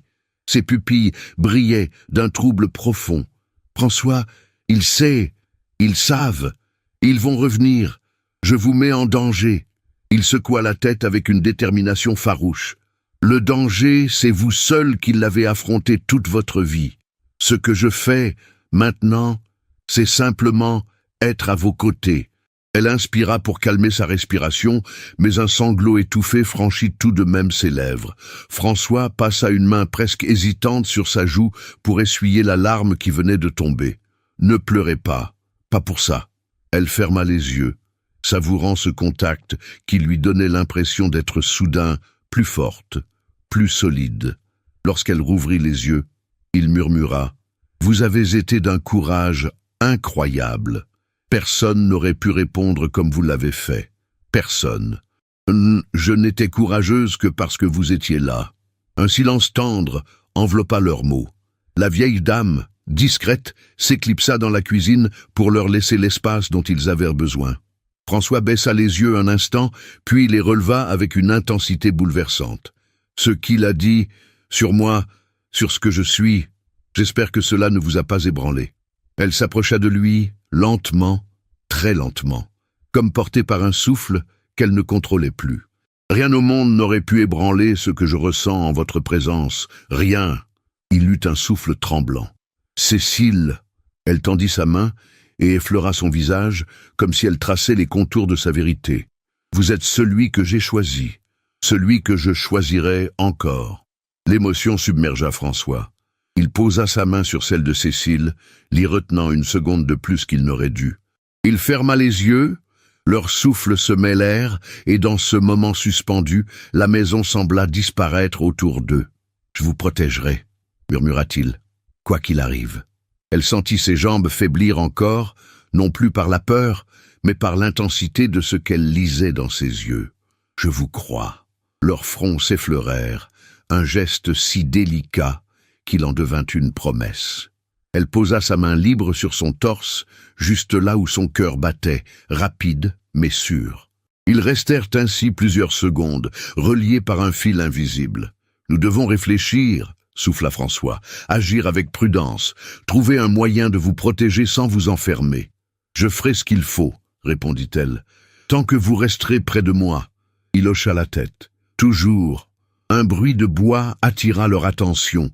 La vieille dame revenait portant un panier. « Mes enfants, il faut quitter cette maison avant la tombée du jour. Cet homme pourrait revenir plus tôt que prévu. » Cécile et François échangèrent un regard. La douceur du moment s'effaça, remplacée par une détermination nouvelle. Ils n'étaient plus seulement deux âmes fugitives. Ils étaient deux cœurs liés, prêts à affronter ensemble ce qui se dressait devant eux. Et dans les yeux de Cécile brillait non plus la peur, mais la force d'un amour qui commençait enfin à se nommer. La petite maison, si paisible la veille encore, avait perdu son calme. Elle semblait désormais respirer au rythme précipité des cœurs qui s'y abritaient. Le soleil déclinait lentement, étirant sur le plancher des ombres longues et inquiètes. Dans l'air flottait une tension presque palpable, comme si chaque objet retenait son souffle face au danger qui menaçait de revenir. Cécile pliait soigneusement un châle que la vieille dame lui avait offert, tandis que François vérifiait l'état de son instrument, son unique trésor matériel. Les gestes de l'un comme de l'autre étaient rapides, précis, empreints d'une détermination silencieuse. Ils savaient qu'ils ne pouvaient pas rester.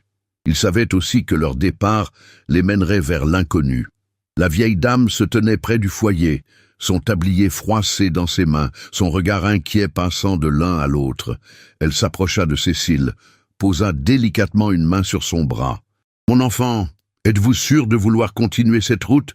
Vous pourriez rester ici cette nuit et demain peut-être trouver un autre chemin. » Cécile leva les yeux. Dans ceux de la vieille femme, elle lut une tendresse qu'elle n'avait jamais connue auprès de sa propre famille. « Je vous remercie de tout cœur, mais si je reste, ils me retrouveront, et je ne veux pas que votre maison subisse leur foudre. » La vieille dame hocha la tête, résignée, mais émue. « Alors partez avant la tombée complète du jour. Cela vous donnera une avance. » François s'approcha, son manteau déjà sur les épaules. Il adressa à la vieille femme un sourire sincère. « Merci pour tout ce que vous avez fait. Vous avez été plus qu'une hôte. Vous nous avez offert un refuge. » Elle posa une main sur sa joue, comme l'aurait fait une mère. « Mon garçon, tu as un cœur noble. Prends soin d'elle. » François se tourna vers Cécile. Son regard, grave et pourtant rempli d'une douceur infinie, la fit frissonner. « Nous devrions y aller. » Elle acquiesça. Mais au moment de franchir la porte, son souffle se suspendit, comme si elle laissait derrière elle une part de sécurité qu'elle ne retrouverait peut-être jamais. François sentit sa hésitation. Il se rapprocha d'elle. « Cécile, je suis là. » Elle releva les yeux, et sa voix, tremblante mais déterminée, répondit « Je le sais. » Ils partirent, traversant le petit jardin tandis que les dernières lueurs du jour teintaient le ciel d'un rouge sombre. Le froid tombait déjà, mordant la peau, mais le vent ne parvenait pas à éteindre la flamme fragile qui brûlait en Cécile.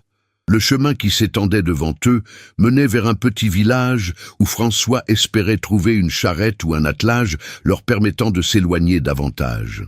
Les silhouettes des arbres, dénudés par l'hiver, dressaient des bras sombres autour d'eux, comme une forêt de sentinelles silencieuses.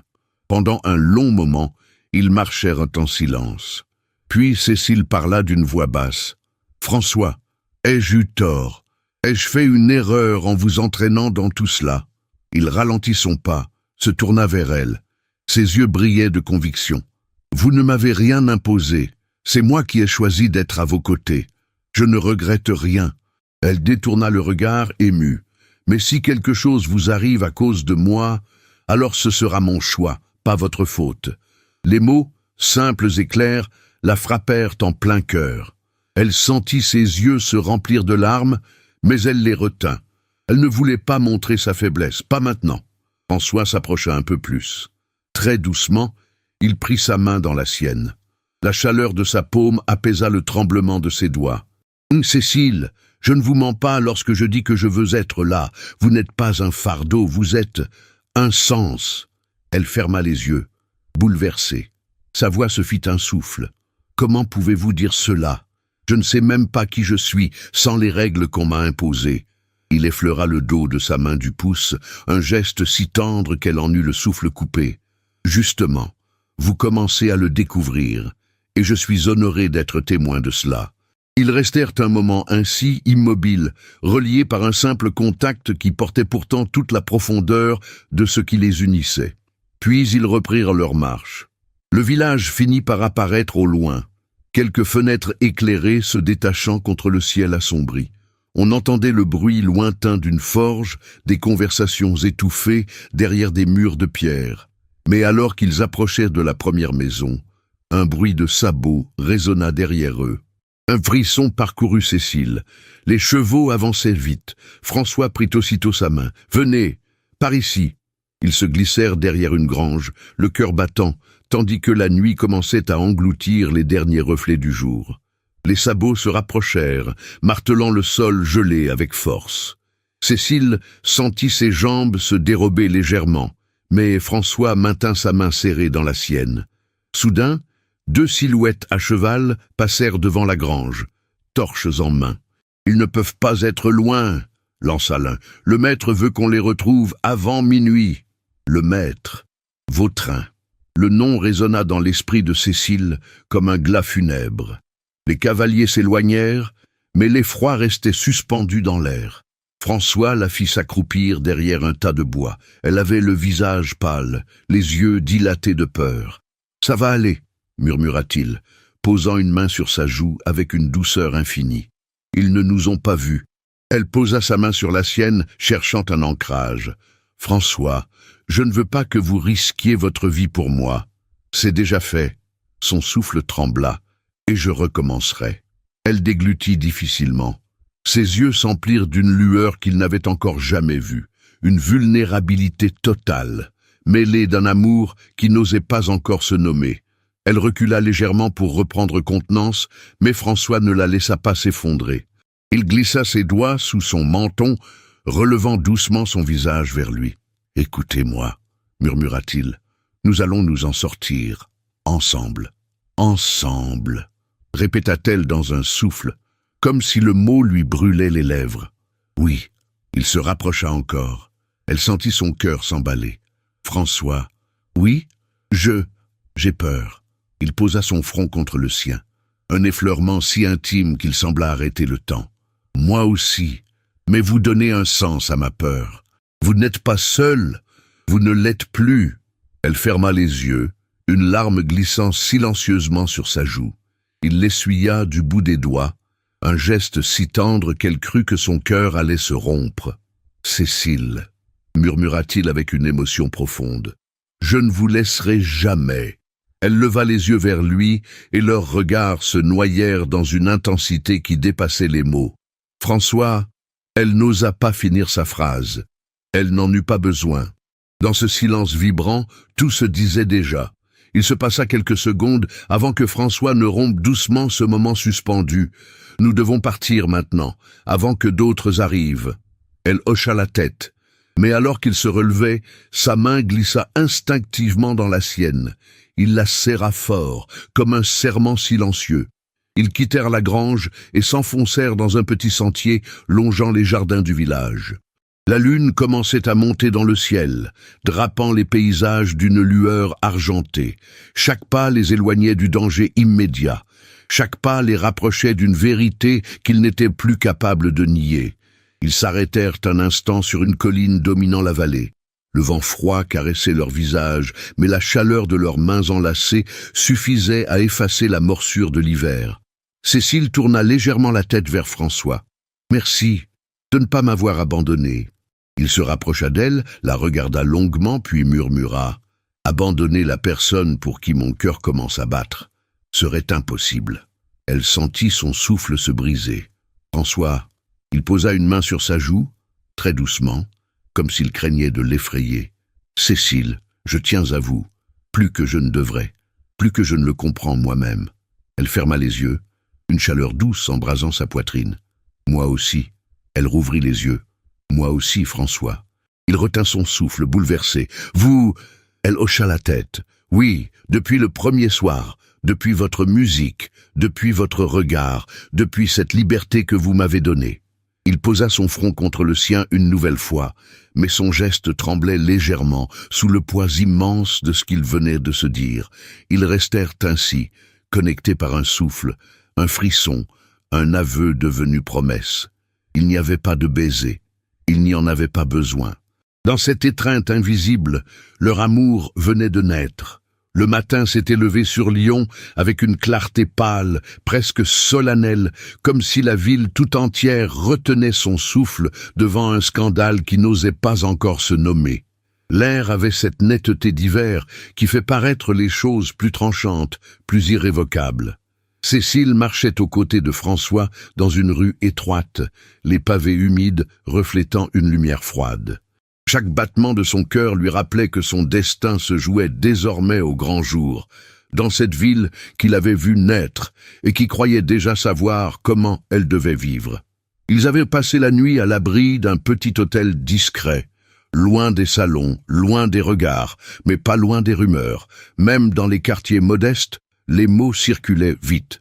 Une jeune noble disparue, un prétendant humilié, une famille affolée, un musicien accusé.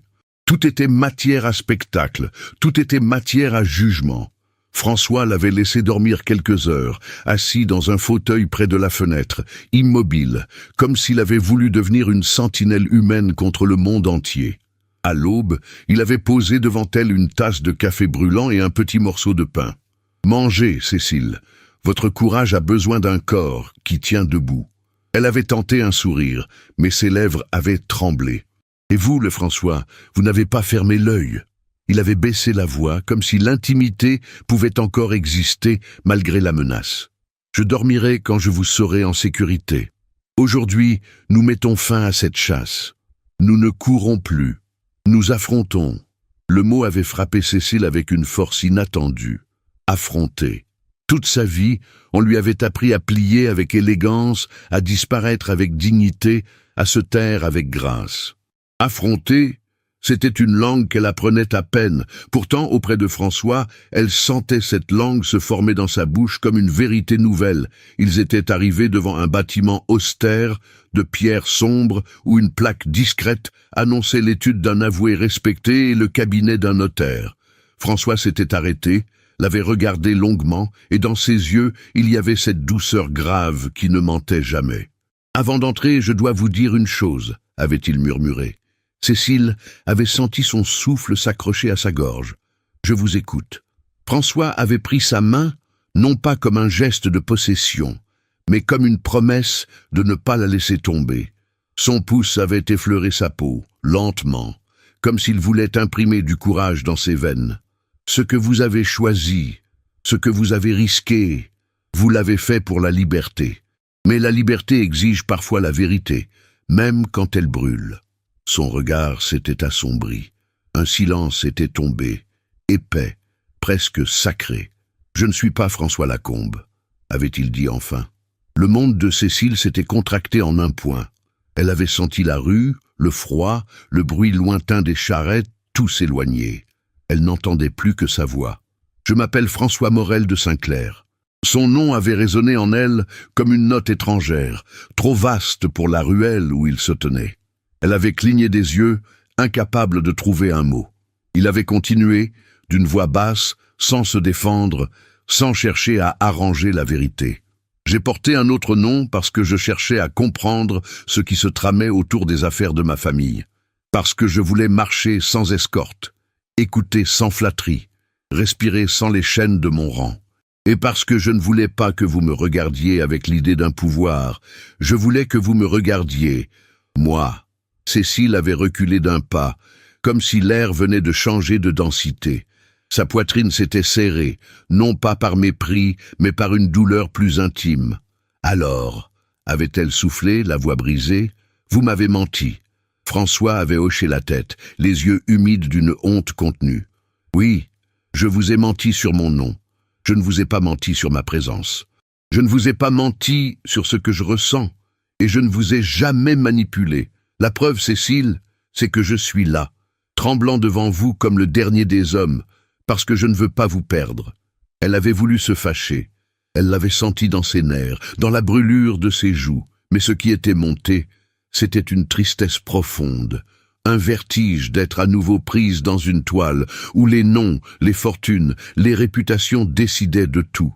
Elle avait baissé les yeux, sa main, encore dans la sienne, avait tremblé. « Je ne sais pas quoi ressentir », avait-elle murmuré. Il avait approché sa main libre de son visage, s'arrêtant à peine avant de toucher sa joue, comme s'il demandait la permission au silence. « Ressentez ce que vous voulez, haïssez-moi si vous le devez. Mais ne croyez pas que ce que nous avons vécu était une comédie. Je vous ai vu comme personne ne vous a regardé. Et quand vous avez eu peur, je vous ai tenu non pas comme un magnate tient un bien, mais comme un homme tient une âme précieuse. » Cécile avait relevé les yeux. Le froid lui mordait les paupières, mais dans son regard, il y avait une lucidité douloureuse. « Et Henri Vautrin, il sait qui vous êtes ?»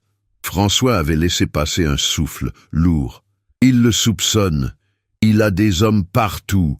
Il cherche à se rendre indispensable au Rouvre et à s'approcher de ce qui n'est pas à lui. Il a utilisé votre honneur comme une arme. Il a voulu vous ramener comme un trophée. Aujourd'hui, il va comprendre qu'il a choisi la mauvaise proie. » Le mot « proie » avait fait frissonner Cécile, non parce qu'il l'abaissait, mais parce qu'il la réveillait. Elle avait serré les doigts de François. « Alors, nous entrons. » À l'intérieur, l'air sentait l'encre et le bois ciré. Un homme austère, aux lunettes fines, avait levé la tête. François avait prononcé son vrai nom, et la pièce avait changé de posture, comme si même les murs reconnaissaient le poids de cette identité. Tout s'était enchaîné avec une précision presque implacable. Une déclaration écrite, une demande de protection, une convocation officielle. Le notaire, l'avoué, puis un commissaire venu en urgence après un billet scellé. François avait parlé avec une fermeté sans arrogance, comme un homme décidé à rendre la justice avant de retrouver la paix. Cécile, elle, avait écouté, la gorge nouée. Par instants, elle avait senti le vertige d'être redevenu un nom sur du papier, un sujet de procédure. Alors François, sans attirer l'attention, avait effleuré brièvement son poignet juste au bord de son gant, un contact si léger qu'il n'appartenait qu'à eux. « Regardez-moi » avait-il murmuré, si bas que personne n'entendait. Pas eux, pas les papiers, moi. Elle l'avait regardé, et ce simple geste l'avait ramené à l'essentiel. La convocation avait été fixée dans l'après-midi, dans un salon officiel prêté par une institution sous prétexte d'une médiation honorable. En réalité, c'était un piège pour les pièges, une scène où l'on allait forcer les masques à tomber. À l'heure dite, la salle s'était remplie de silhouettes importantes, de murmures, de regards avides. On ne venait pas seulement pour la justice, on venait pour voir une chute. Le comte Armand était arrivé le visage creusé, la moustache tremblante, le dos plus courbé qu'autrefois. La comtesse, droite comme un pilier, avait porté une robe sombre, sévère, comme pour prouver au monde qu'elle ne plierait pas, même si son cœur se déchirait en silence. Henri Vautrin avait fait son entrée comme un maître des lieux. Il saluait, il souriait, il semblait déjà triompher. Lorsqu'il aperçut Cécile, son regard s'aiguisa d'une satisfaction froide. « Mademoiselle, » dit-il en s'inclinant, « quel soulagement de vous savoir enfin retrouvée. Votre famille a souffert d'une inquiétude indigne. » Cécile sentit une vieille peur tenter de remonter, mais François, à ses côtés, ne bougea pas. Il posa simplement sa main derrière elle, sans la presser, présence muette qui lui rappelait qu'elle ne tomberait pas. Le commissaire prit la parole, puis l'avoué, puis le notaire. Les mots de loi s'égrenèrent comme des grains de chapelet. Vautrin, d'un ton faussement compatissant, parla de kidnapping, de séduction, de folie passagère. Il osa même dire, avec une douceur venimeuse, « Une jeune femme de son rang est parfois vulnérable aux illusions. La musique, les rues, les grands sentiments, tout cela passe. Ce qui demeure, c'est l'ordre. Alors Cécile avança d'un pas. La salle se figea. Sa voix trembla d'abord, mais elle se redressa au fil de ses propres mots, comme si sa vérité lui offrait une colonne vertébrale. Ce qui demeure, monsieur Vautrin, ce n'est pas l'ordre.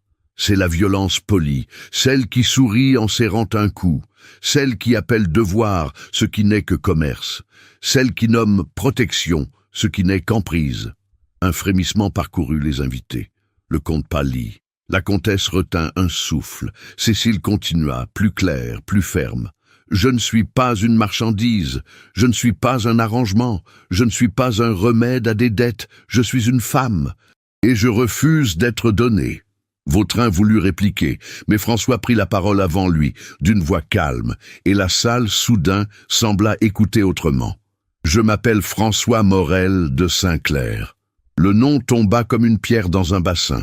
Les murmures éclatèrent, puis se turent, comme étouffés par le choc. Vautrin cligna des yeux. Une fraction de seconde, sa maîtrise vacilla. Puis il tenta de reprendre le contrôle avec une ironie forcée. Voilà qui est spectaculaire. Un magnat déguisé en bohème, une farce élégante. François ne sourit pas, il posa sur la table un dossier épais, à l'intérieur des copies, des lettres, des preuves recueillies par des mains discrètes. Ce n'est pas une farce, c'est une enquête. Et voici ce que vous avez tenté de faire, monsieur Vautrin. L'avoué lut des extraits, des échanges d'argent, des recommandations, des promesses de part, des pressions. Puis une feuille apparut, froissée mais reconnaissable. Cécile sentit son estomac se nouer. C'était le brouillon disparu, celui qu'on lui avait volé. Le commissaire fixa Vautrin. « Cette pièce a été retrouvée chez un de vos hommes, avec une note de consigne.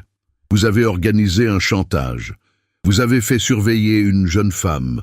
Vous avez donné ordre de la ramener. » Vautrin se leva brusquement, le visage dur. Mensonge, manipulation. Tout cela n'est qu'un montage pour salir un homme respectable. François posa une seconde pièce sur la table, une confession signée, obtenue par la peur de l'un de ses hommes quand il comprit qu'il servirait de bouc émissaire. Les mots étaient nets, trop nets pour être écartés d'un geste. Le silence devint lourd. Le comte Armand porta une main à son front, comme si la honte lui brûlait la peau. La comtesse, elle, regarda Cécile comme si elle la voyait pour la première fois, non comme un devoir, mais comme un être vivant. Cécile tremblait, non par faiblesse, mais par l'ampleur de ce moment. François se tourna vers elle. Son regard demandait sans mots « Êtes-vous prête à tenir debout dans la lumière ?» Elle inspira, puis posa sa main sur la table, exactement là où ses doigts frôlèrent ceux de François. Un effleurement minuscule, mais assez pour sceller leur unité devant tous. « J'ai été élevée pour obéir, dit-elle, et pourtant je suis ici pour choisir. Je choisis la vérité. Je choisis l'honneur qui ne se vend pas. Je choisis l'homme qui m'a regardé sans me réclamer. » Vautrin la fixa avec une rage froide. « Vous vous condamnez, Cécile. Vous serez bannie. Vous serez un sujet de mépris. » Elle soutint son regard. « Alors qu'ils me méprisent, je préfère leur mépris à votre cage. » Ces mots achevèrent de faire tomber quelque chose. Même ceux qui voulaient un spectacle sentirent le poids d'une dignité qu'on ne pouvait pas ridiculiser. Le commissaire donna des instructions. L'air de Vautrin se fissura. Il comprit qu'il ne contrôlait plus la scène. Lorsqu'il quitta la salle, ce ne fut pas dans l'éclat d'une chute théâtrale, mais dans la pâleur d'un homme dont le pouvoir venait d'être nommé pour ce qu'il était. Quand la salle se vida, Cécile resta debout, immobile. Ses parents s'approchèrent. Le comte tremblait. « Ma fille, souffla-t-il, la voix cassée, je croyais vous sauver. » Cécile ne répondit pas tout de suite. Elle regarda cet homme qui avait été la loi de sa vie et qui semblait soudain très petit, très humain.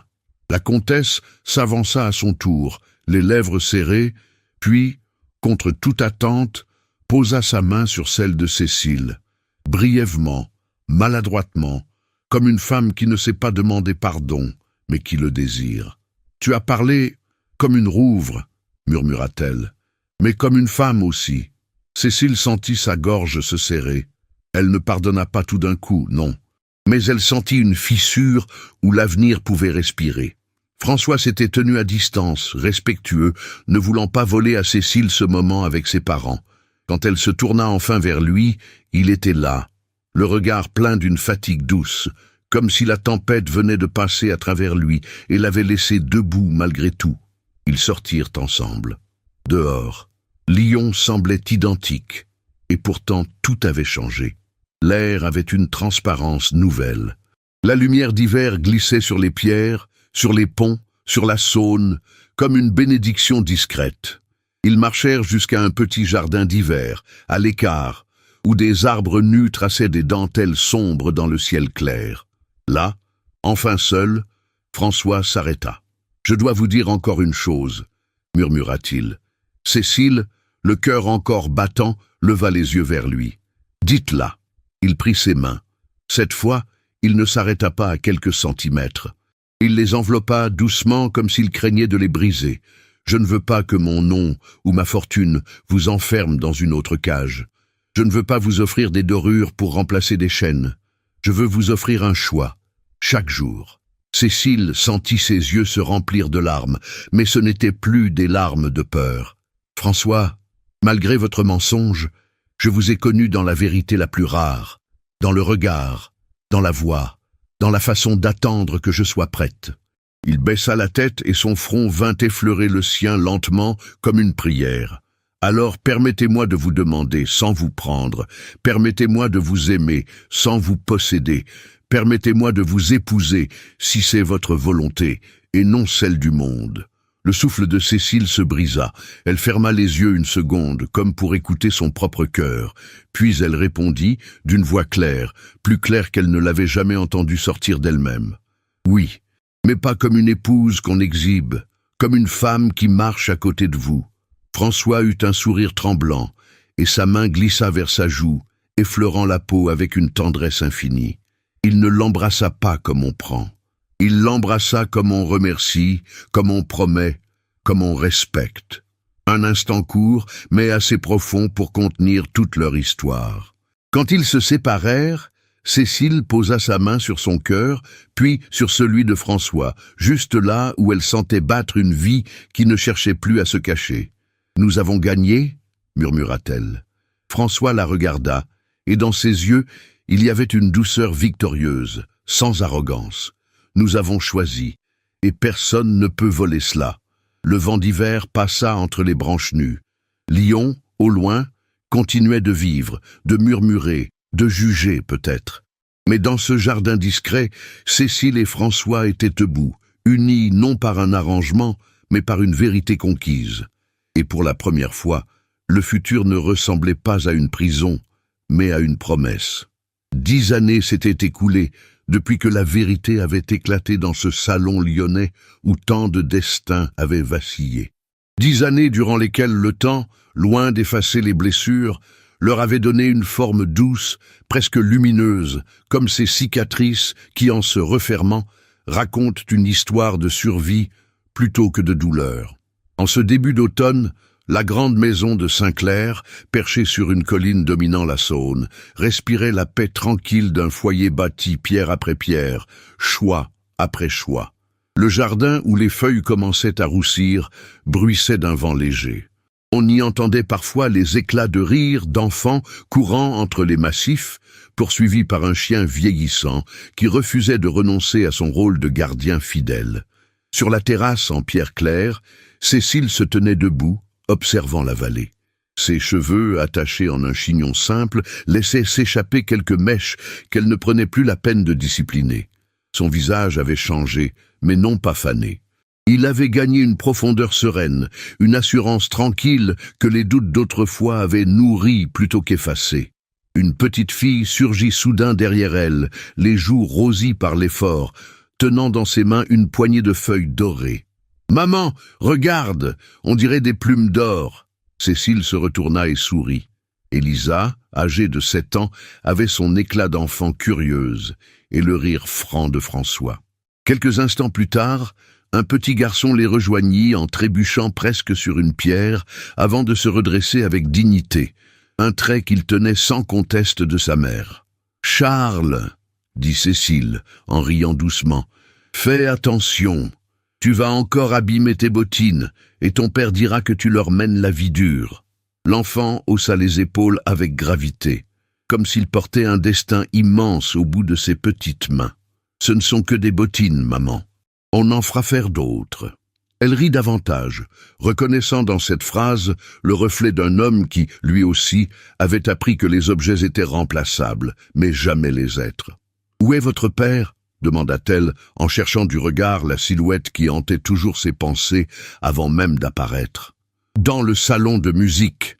cria Élisa. « Il accorde son violon, il dit que ce soir il te jouera quelque chose qu'il compose depuis longtemps. » Cécile sentit son cœur battre plus fort. Après tant d'années, le simple fait d'entendre son nom prononcé par leurs enfants suffisait à lui rappeler pourquoi elle avait tout quitté, pourquoi elle ne regrettait rien.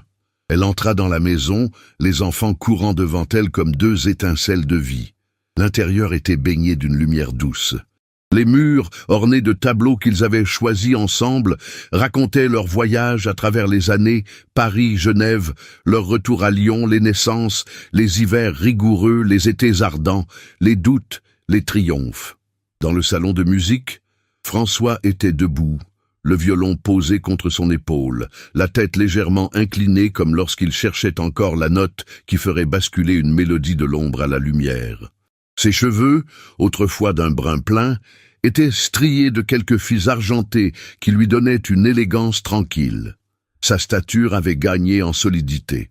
Son regard, lui, n'avait pas changé. Toujours ce mélange de tendresse et de feu qui faisait fondre le monde autour de lui. Lorsqu'il leva les yeux vers Cécile, un sourire vint doucement éclairer son visage. « Tu es là. » Elle avança jusqu'à lui, leurs doigts s'effleurant avant de s'enlacer naturellement. Toujours. Il posa le violon, l'attira contre lui. Dans cette étreinte, il y avait 10 années de combats, de nuits partagées, de peurs apaisées, de rêves réinventés. 10 années où l'amour n'avait pas été une passion fugace, mais une construction délicate, patiente, têtue. « Je t'ai promis un foyer, » murmura-t-il dans ses cheveux. « Mais c'est toi qui l'as créé. » Elle se recula doucement, posa une main sur sa joue. « Non, François, nous l'avons bâti ensemble. » Il sourit, ce sourire rare qui dévoilait un homme déposé, un homme enfin en paix. Ils furent interrompus par un léger raclement de gorge. Armand de Rouvres, désormais vieilli mais moins brisé qu'autrefois, se tenait dans l'encadrement de la porte. Ses épaules, jadis écrasées par l'orgueil, s'étaient affaissées avec la conscience tardive de ses erreurs. Mais ses yeux, plus doux, portaient une affection sincère pour sa fille. « Je dérange ?» Cécile secoua la tête. « Jamais. Entre, papa. » Il entra, lentement. La comtesse, absente depuis plusieurs années, avait quitté ce monde avec un pardon murmuré dans une lettre brève, mais assez claire pour que Cécile en tire la paix qu'elle n'avait jamais osé espérer. Armand, veuf, venait désormais passer quelques semaines chaque automne auprès de sa fille et de sa famille. Il regarda les petits, jouant près de la fenêtre, et un sourire fissura son masque de dignité. « J'aurais voulu être un meilleur homme plus tôt, mais je suis heureux, si heureux de vous voir ainsi. » Cécile lui serra la main. La réconciliation n'avait pas été immédiate. Elle avait été semée de silence, de maladresse, de blessures encore ouvertes. Mais le temps avait opéré, doucement, patiemment, et l'amour, encore une fois, avait trouvé assez d'espace pour pousser. François, laissant la scène familiale respirer, alla ouvrir une lettre posée sur son bureau. Le sceau brisé appartenait à l'un de leurs associés. Il la lut, sourit, la replia. « De bonnes nouvelles ?» demanda Cécile en retour. Il hocha la tête. « Le dernier chantier social que nous avons financé est terminé. Un atelier pour les musiciens des rues, un lieu pour apprendre, pour se protéger, pour grandir. Ils l'ont nommé la Maison Lacombe. » Cécile sourit, émue jusqu'au fond de l'âme. « Ton ancien nom, ton autre peau, mon commencement, » répondit-il doucement. Puis il se tourna vers elle, reprenant ses mains. « Cécile, ces 10 années, je ne les ai pas vues passer, mais chaque jour où je t'ai vu rire, ou douter, ou avancer, j'ai su que nous avions fait le bon choix. Elle inspira son regard brillant comme au premier jour. Moi aussi. Dehors, un carrosse s'arrêta. Un homme en descendit, escorté par un agent de police. Les enfants s'approchèrent de la fenêtre. « Maman, un monsieur sort du carrosse !» François fronça légèrement les sourcils. Il alla ouvrir la porte. L'homme baissa la tête. « Monsieur de Saint-Clair, je suis messager de la cour. Je vous apporte nouvelle d'une sentence définitive. » François le remercia et referma la porte après avoir pris la lettre scellée. Il l'ouvrit lentement, la lut en silence. Cécile s'approcha. « Qu'y a-t-il » Il leva les yeux vers elle, son regard calme. « C'est la conclusion de l'affaire Vautrin. » Le silence devint palpable. Il a été condamné pour détournement, pour chantage, pour falsification. Il ne reviendra plus. Cécile ferma les yeux. Non pas de joie, non pas de vengeance, mais d'un soulagement immense, comme si un fantôme s'effaçait enfin de la pièce. Alors, c'est terminé. François posa une main sur sa joue. Cela l'est depuis longtemps, mon amour. Mais maintenant, le monde le sait. Elle se laissa aller contre lui, l'embrassa doucement. Un geste tendre qui portait 10 années de lutte et d'apaisement. Le soir tomba sur la maison de Saint-Clair. Les lampes furent allumées.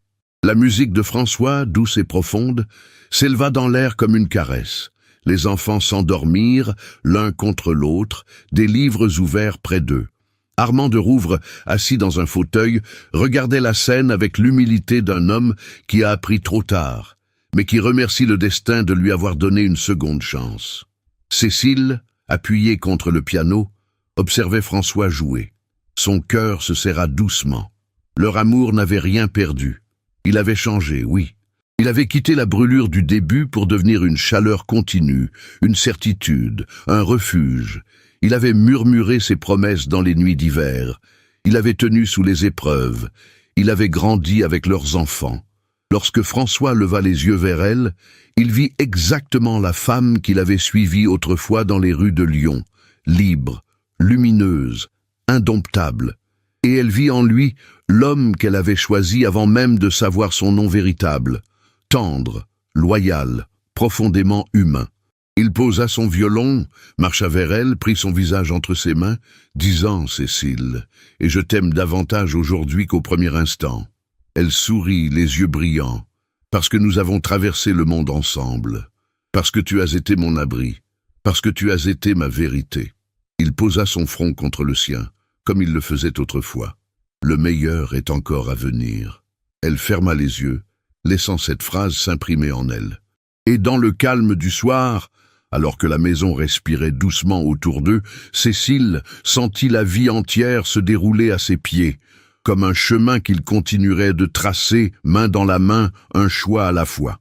Ainsi s'achevait leur histoire.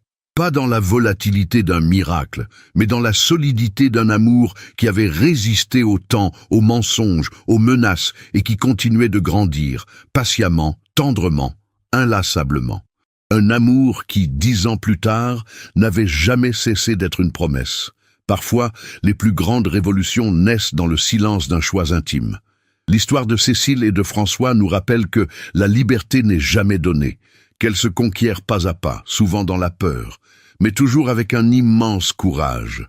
Leur amour n'a pas été fait de hasard, ni d'un coup de foudre irréfléchi. Il a été bâti dans l'épreuve, dans la vérité acceptée à voix tremblante, dans la dignité arrachée à ceux qui voulaient la leur voler. Si cette histoire vous a touché, souvenez-vous de ceci. Nous avons tous, un jour, la possibilité de choisir notre propre voie, même lorsque le monde entier semble nous murmurer le contraire. Nous avons le droit d'être nous-mêmes, de nous libérer des cages invisibles, d'aimer sans honte et de marcher vers notre avenir avec la tête haute. J'aimerais beaucoup savoir ce que vous qui avez écouté jusqu'ici avez ressenti. Quelle scène vous a le plus ému? Quel personnage vous a bouleversé? Écrivez-moi vos impressions en commentaire, je les lis toujours avec gratitude. Et pour que je sache qui est resté jusqu'à la dernière seconde de ce récit, glissez simplement le mot « liberté » dans votre commentaire. C'est le cœur battant de cette histoire, et peut-être aussi du vôtre. Si vous souhaitez soutenir avec douceur et générosité l'équipe qui rend ces récits possibles, Vous pouvez envoyer un Super Thanks du montant de votre choix. Votre geste, quel qu'il soit, nous aide à continuer à créer des histoires qui réchauffent les soirées et accompagnent vos émotions. Et si vous ne pouvez pas soutenir financièrement, ne vous inquiétez pas. Partager cette histoire avec quelqu'un que vous aimez est déjà un merveilleux cadeau pour nous. C'est une autre façon d'entretenir la flamme et de faire voyager ces récits encore plus loin. Enfin, si cette romance vous a ému, je vous invite à découvrir d'autres histoires tout aussi passionnées et profondes, disponibles dans les fiches de la vidéo. Merci d'être là, merci d'écouter, merci d'aimer. Votre présence donne un sens à chaque mot.